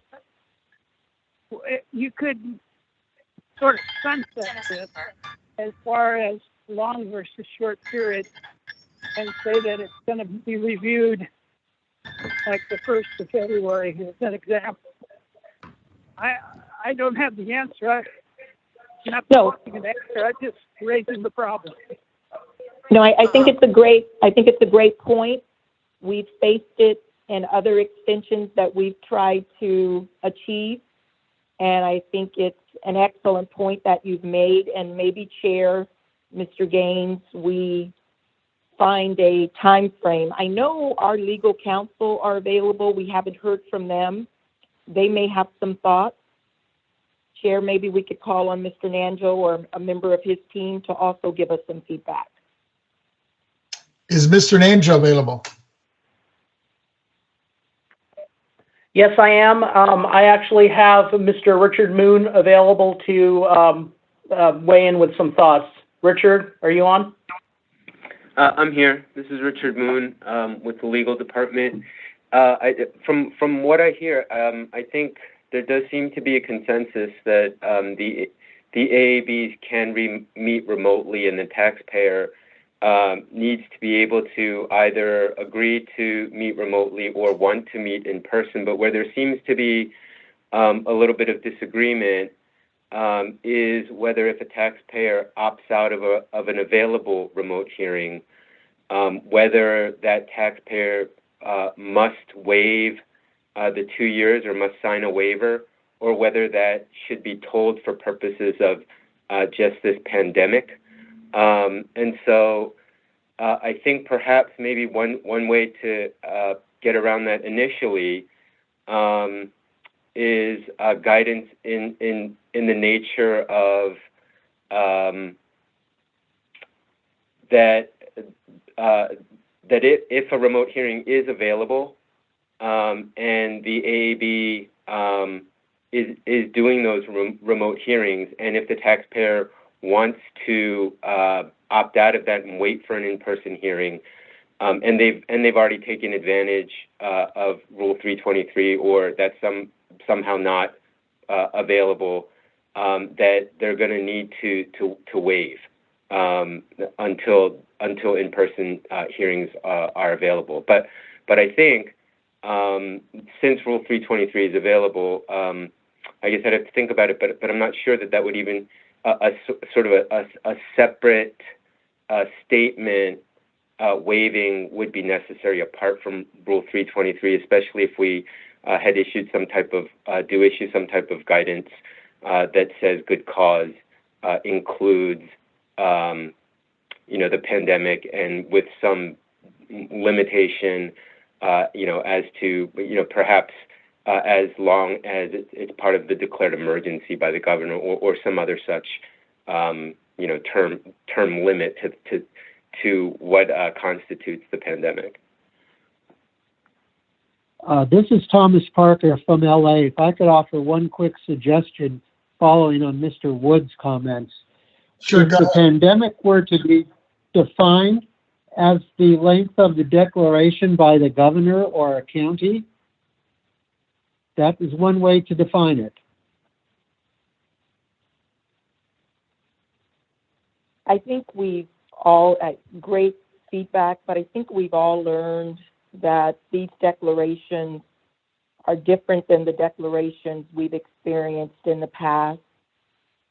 These declarations can stay open way longer than what we even know as it relates to the pandemic being in existence. So I think Mr. Drunenberg's suggestion is worth us considering, setting a time certain. But I would hope, Chair, that the parties who are on this work group appreciate that we've basically captured their concern.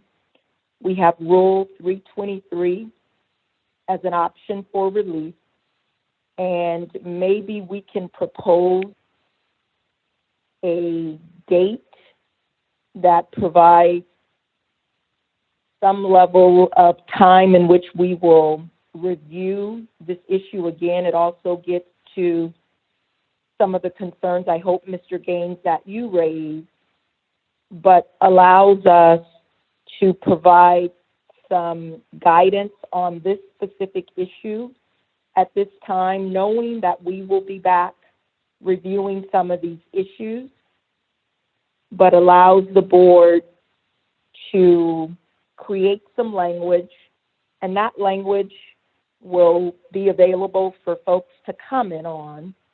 So I don't think we should consider this discussion over, but it at least gives the executive team some level of guidance as they move forward in drafting an LTA for the board to consider and for others to weigh in on. So am I hearing that there's a possible maybe consensus that we give ourselves? I guess it could either be 6 months to a year. Is a year too long, or is that about right?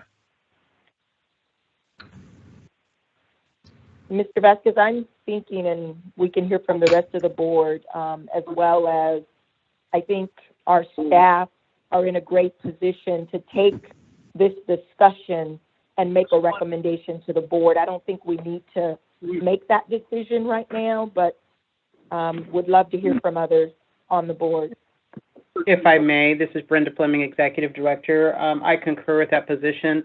I appreciate, the healthy discussion on this item. I think it would be prudent, to the extent that we have some general agreement on some of these items, if the board will, and our guest will allow us some time to at least carve out an initial draft of guidance, and then we can certainly take a look at the details, more of the specific details in terms of the time frame and many of the other elements. But I'm hearing, and Mr. Moon's on the line with us, that we've got some sense of some areas.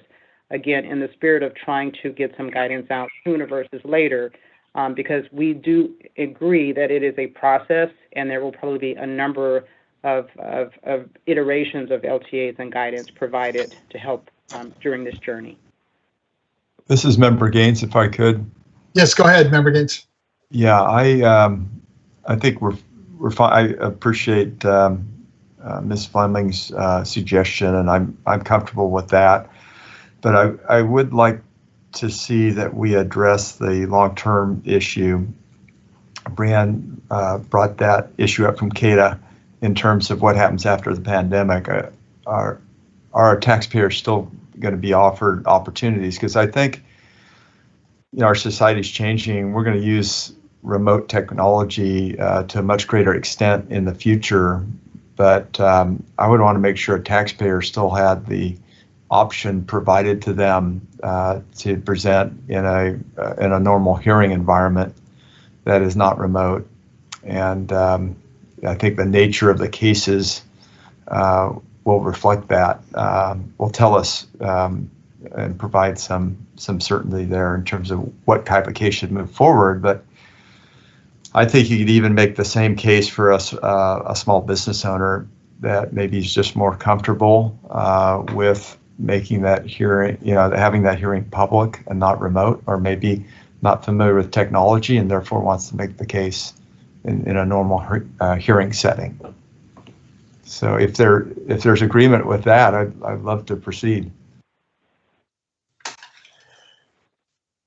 Those are good. What I was thinking is that, is there anything on these other 4 bullets where there is a consensus, and so we can just kind of move on? And I have staff right now looking at crafting some language that I think they can come back to us before we end the meeting, later on in the day, and see if there's a consensus or agreement moving forward.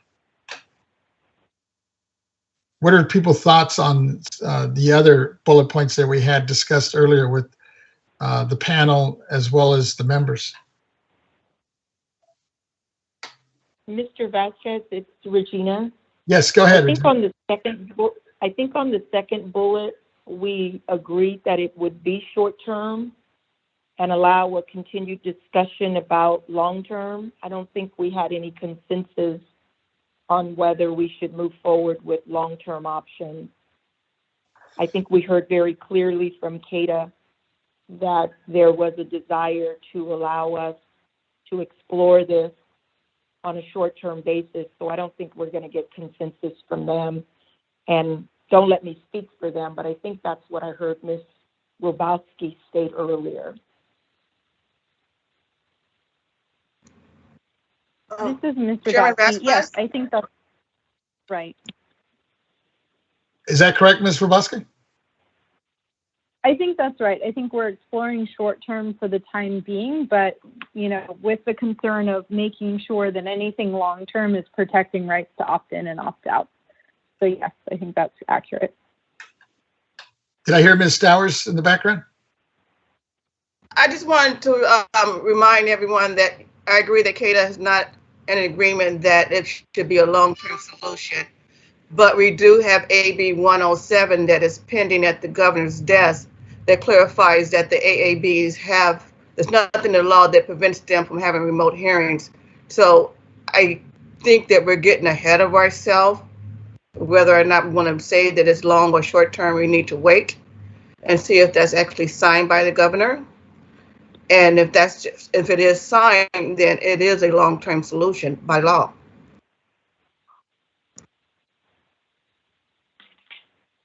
I certainly appreciate Ms.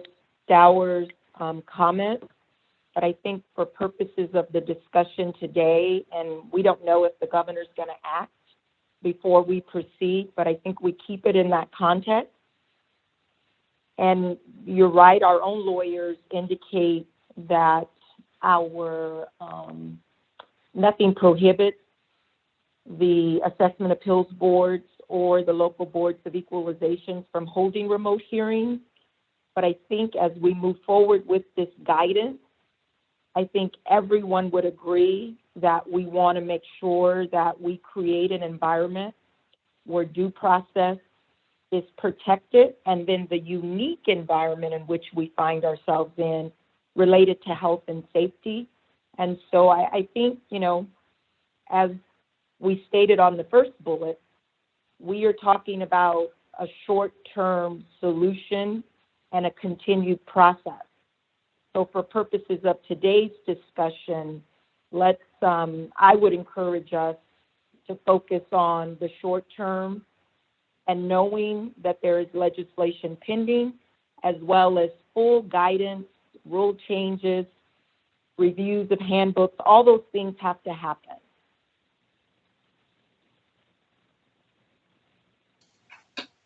This is Marcy Berkman. That makes sense to me that we focus on, at the moment, what's going on during the pandemic, knowing that we can always, as we see how that goes, look at continuing remotes for the longer term.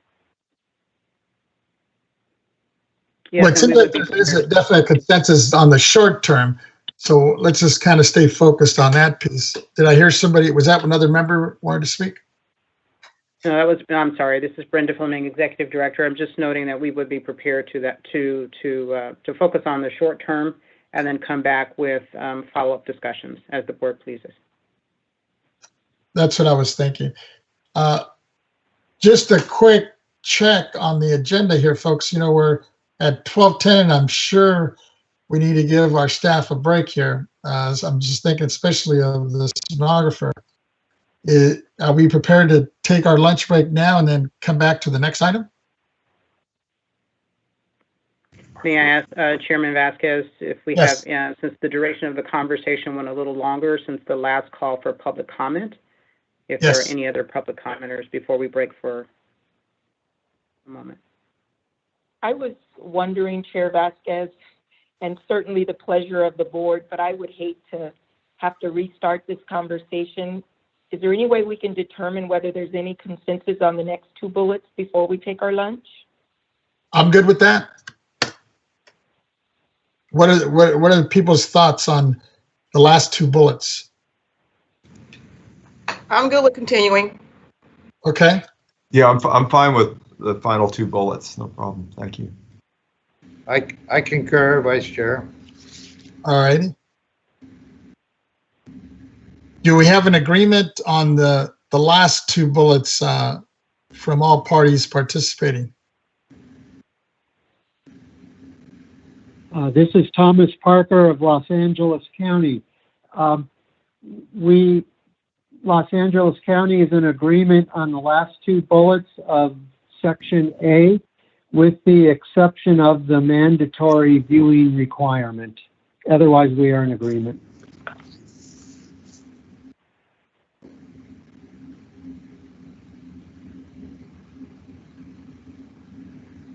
So we'll take the mandatory piece out. Is there anybody else? This is Brian Rabowski on the I'm sorry, who's that? Ada. I just want. This Chair is Brian Vasquez. Rabowski. Oh, go ahead. I'm sorry, Chair Vasquez. Yes, is that Regina? Yeah, before we talk about changing the language, can we just hear from everyone and then figure out where we have alignment? Sure, go ahead. We heard already from LA County. Is there anybody else on the line that wants to weigh in on the last two bullets? This is Marvis from San Diego County. Would it be possible to have a recap of what's currently been, like a summary, like we did with the first two bullets? For the second two bullets, yes. For the second two bullets, could we do the same as far as what staff has taken back as consensus? Sure. Is Ms. Casada, you still with us? Yes, I am, sir. Do you want to give us what you're hearing on the last two bullets and see if there's a consensus on what we've heard so far? Yes, sir. Happy to do so. So the bullet, the equal access. The second bullet, which short-term or long-term. The third bullet is equal access. And as I recall, all parties seem to agree that equal access is already prescribed by Rule 302A in terms of due process, and equal access should be available to all participants, including hearing and seeing the board members. So that's a high-level statement of it. I know it doesn't include all the nuances, but I think there was a general consensus to that extent.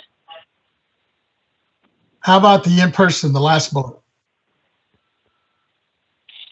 The in-person bullet, I believe there was also consensus with regard to that any in-person hearing safety standards, continuances, or other options, if remote hearings are not possible, should be observed. There were differences, of course, with regard to how the counties implement that. But I think if we keep it high level enough, there may be a consensus statement. And I believe that's as far as I can go with that one, because there was a lot of detail with regard to that one. Ms. Kazad? Yes. Question on the equal access bullet. Yes. Did you say that, I think we heard from someone that they wanted all parties, so the entire room observed? Yes, I believe Kada, Ms. Rabowski, flagged that. I did not hear that from anyone else, but it certainly was mentioned as a concern. But you did mention that. That is true. Hi, this is Wes Nichols from CADA. Can I make a quick comment on the video, the image of the video? Yes. Go ahead. From my personal experience, having the board members having a picture of their face or video is important because, one, when you're presenting a case, you want to be able to read your audience and know if what you're saying or going is, if they're kind of upset or not. The other part of it is, and I've been in hearings where board members have actually fallen asleep. And I think if I'm presenting a case and evidence and a board member can shut off their video, there's an opportunity for them to take personal calls or maybe not be fully attentive to our case, which would, in theory, violate due process rights. Now, I know I had last week a case where my client wasn't able to get his video to work, but he's different than that he was a witness. But I think at least from the board members' perspective, the board members themselves, they should be on video as much as possible. Thank you. Chair Vasquez. This is Marcy Berkman. I'm sorry, go ahead, Marcy. This is Marcy Berkman, concurring in the importance not only of being able to see the board members, but also for the board members at all times to be able to see the parties and the witnesses so that they can evaluate their credibility and evaluate them. And I concur that everyone should be visible at all times in terms of the participants in the hearing. Okay, Mr. Regina, Vasquez, I believe you Regina? had something. Regina? Yeah, I have a question for Tom Parker. Tom, I think you indicated the mandatory language was not comfortable for Los Angeles, but I'm wondering if we crafted some language that said something to the maximum extent that is feasible based on technology consistent with Rule 302A. Would something like that work for you?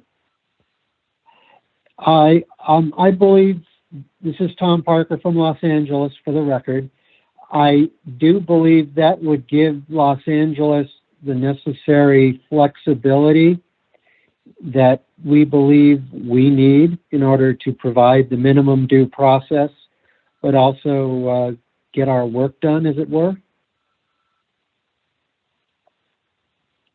And then, Mr. Vasquez, I would ask the same question of all the other parties, Ms. Berkman, Ms.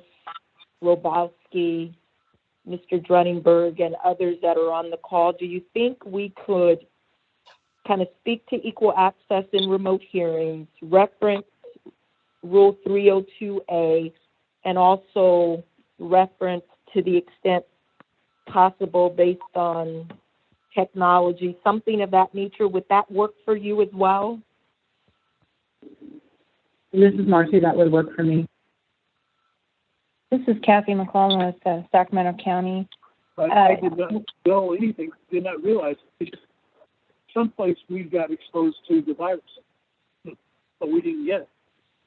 Hello? Hi. Sure, go ahead. This is Kathy from Sacramento County. If I don't think it would work. I agree that we should have some sort of flexibility, as like you were saying, as much as possible. Have the video option. But if that isn't an option, if there's a technical difficulty, could we possibly stay within the hearing, just get some sort of consensus for that particular appeal, those involved with that particular appeal, or should we just, should that be a consensus if some technical difficulty comes up and somebody cannot join by video? I think that was my reference to the language that based on technically feasible, right? Anything can happen, but I just think that if we propose some language, we'll all have an opportunity to take a look at it, but at least give staff some direction about where we're trying to go. Okay, this is Marcia. I think that makes sense. And as I think about it from an appeals board perspective, say, for example, one of the witnesses were to find their internet connection was freezing and they had to turn their video off in order to maintain the connection, then the board could use its judicial discretion to talk with the parties about, should we continue forward with a hearing like this, or should we adjourn the hearing to a later date when we can either get that person to a stronger internet connection or adjourn it to a live hearing at some point. And the board at that point would be able to judicially manage the situation. This is Marvie from San Diego County. We're in agreement with that. What he was doing is trying to blow lives And this is Brianne Rabowski on behalf of CADA again. I think with the last comments that were made addressing technology issues, I think we're very much in agreement. The board should be able to manage each on a case-by-case basis when there are technology issues. However, I don't think that we can agree to allowing for there to be not full viewing of the board, the witness, and the documents contemporaneously. I think Wes Nichols did a very good job of providing some examples in which if a board member wasn't fully viewable, you could have a situation where they take a call or they fall asleep or they do things that severely violate due process considerations that couldn't be monitored if you're not viewable on video. I think it's really important, as Ms. Ruart said from San Francisco, that we do the best we can to model in-person hearings through a remote format for the hearings that are going forward on remote. And I think the biggest concern is uniformity. Due process doesn't look different in different counties, and it doesn't look different on different technology platforms. There has to be uniform due process across the board, which mandates viewing all parties at all times, all board members, and being able to hear one another at all times and being able to discuss real time. I think Ms. Robowski, and please others correct me if I'm wrong, I think we're all in agreement. What we're stating though, and that's what Rule 302A provides, that there will be an occurrence, for instance, where someone's technology freezes, just the example that was just stated. The parties have a right at that time with the board to decide they won't continue, right? We're just trying to clearly delineate that equal access and remote hearings consistent with Rule 302A is what we're all attempting to achieve. But this new technological world can present challenges on a very good day, and that allows for a decision to be made at that time, whether it's appropriate to go forward or not. We're not saying blanketly that all parties should have to stipulate and agree to that. If I could, this is Member Gaines, if I could comment. Go ahead, Member Gaines. Yeah, because I think that the points stated were good ones. I am worried about the due process aspect, and when you start engaging technology and it's not operating right, I think you could be dealing with a lot of litigation potentially if it's not handled in the right fashion. So I think our legal counsel ought to be engaged in, whatever policy we come up with and any LTA we send out. We want to make sure that the due process aspect is as clear as possible.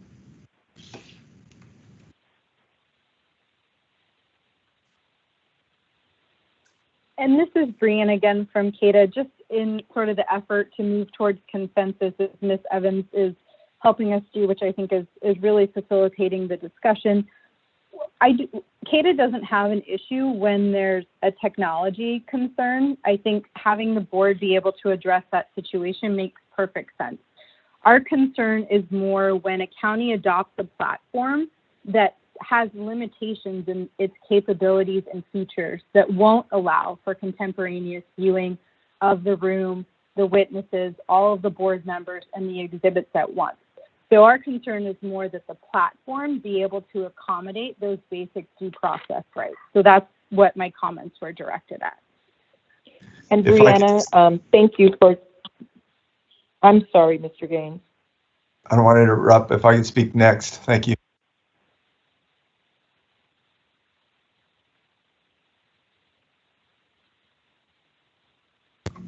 Am I up? Yeah, go. Why don't you go ahead, and then we'll get back to Regina. Okay, I'm not concerned about the cases that are handled in the right way by an appeals board. I'm concerned about due process scenario in which it's not handled the right way that could turn into litigation. Regina, did you have something? Yes, I wanted to just point out to Ms. Robowski, I think there's another section in this discussion where we will address technology, and I hope you will be amenable as we talk about platforms that we can address that in that section. But for purposes here, if we could get some support and help as it relates to equal access and remote hearing consistent with Rule 302A, and being sensitive that when you're in the middle of a hearing and we have a technology challenge, that parties can make the decision that's best in those circumstances.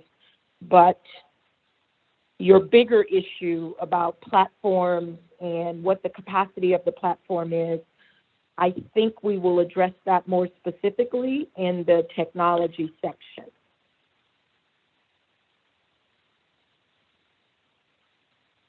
This is Ms. Rabowski. That's certainly fine with us. I apologize if I was jumping ahead. I was focusing on the ensuring all parties and AAB members can view hearing each other during the hearing. So apologize if I was directed or discussing the wrong portion.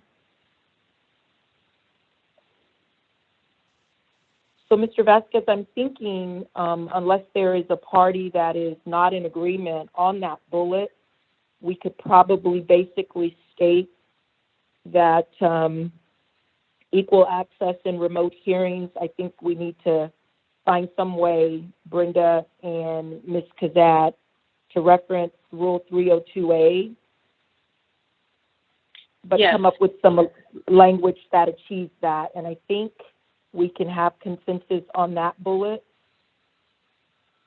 Yeah, duly noted. BOE legal and tax program are noting it. Thank you. And then on the last bullet, Ms. Kazat, I'm wondering, since we sort of addressed the continuance and other options in the first bullet discussion, that this bullet just focuses in on the fact that we're all in agreement that the public health orders and all associated requirements will guide our work. Yes, that is correct. And unless there's a party in the work group that would like us to do something different, maybe we can close this section out for consensus purposes. And please be mindful that all the other issues that were raised in this area that we didn't come to consensus, that there's an opportunity to continue those discussions as we continue to have work group discussions.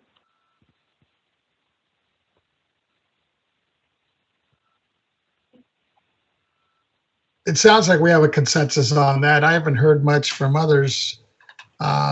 So is everybody comfortable just moving on from this item? Yes, I am. This is Member Gaines. Vice Chair, yes, sir. Deputy Stowers, I'm ready. You're good? Mr. Chairman, if Yes. we can check with AT&T to see if there are any other public commenters at this time before we move forward. Sure, let's go ahead. AT&T, can you please check to see if there's anyone on the line from the public who'd like to make a comment on this item?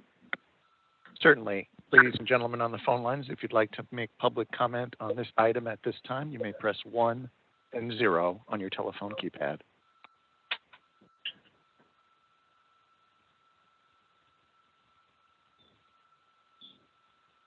Does not appear we have anyone queuing up at this time. Please continue. Thank you. And Ms. Davis, we don't have any written comments on this, right? I believe we covered that No. already. Yeah, okay. That is correct. We've already covered the one comment we received. I believe you were looking to take a break at this time? Yes, because I know we're probably holding staff, but we went a little longer than we thought here. So what are we looking at, folks? Is 25 minutes enough time to get a little bite real quick? Mm-hmm. Everybody comfortable? Vice Chair, that's fine with me. Yeah, that's fine. No problem. All right, so we'll Hello? read. I'm sorry, who's this? I thought somebody referred to me. I'm sorry. Oh, Just hearing. so we'll go ahead and take a break right now. We'll call it our lunch break. and we'll give ourselves 25 minutes. So we'll reconvene, let's say, I guess about 12:55. Is that good? Try to do it right before 1.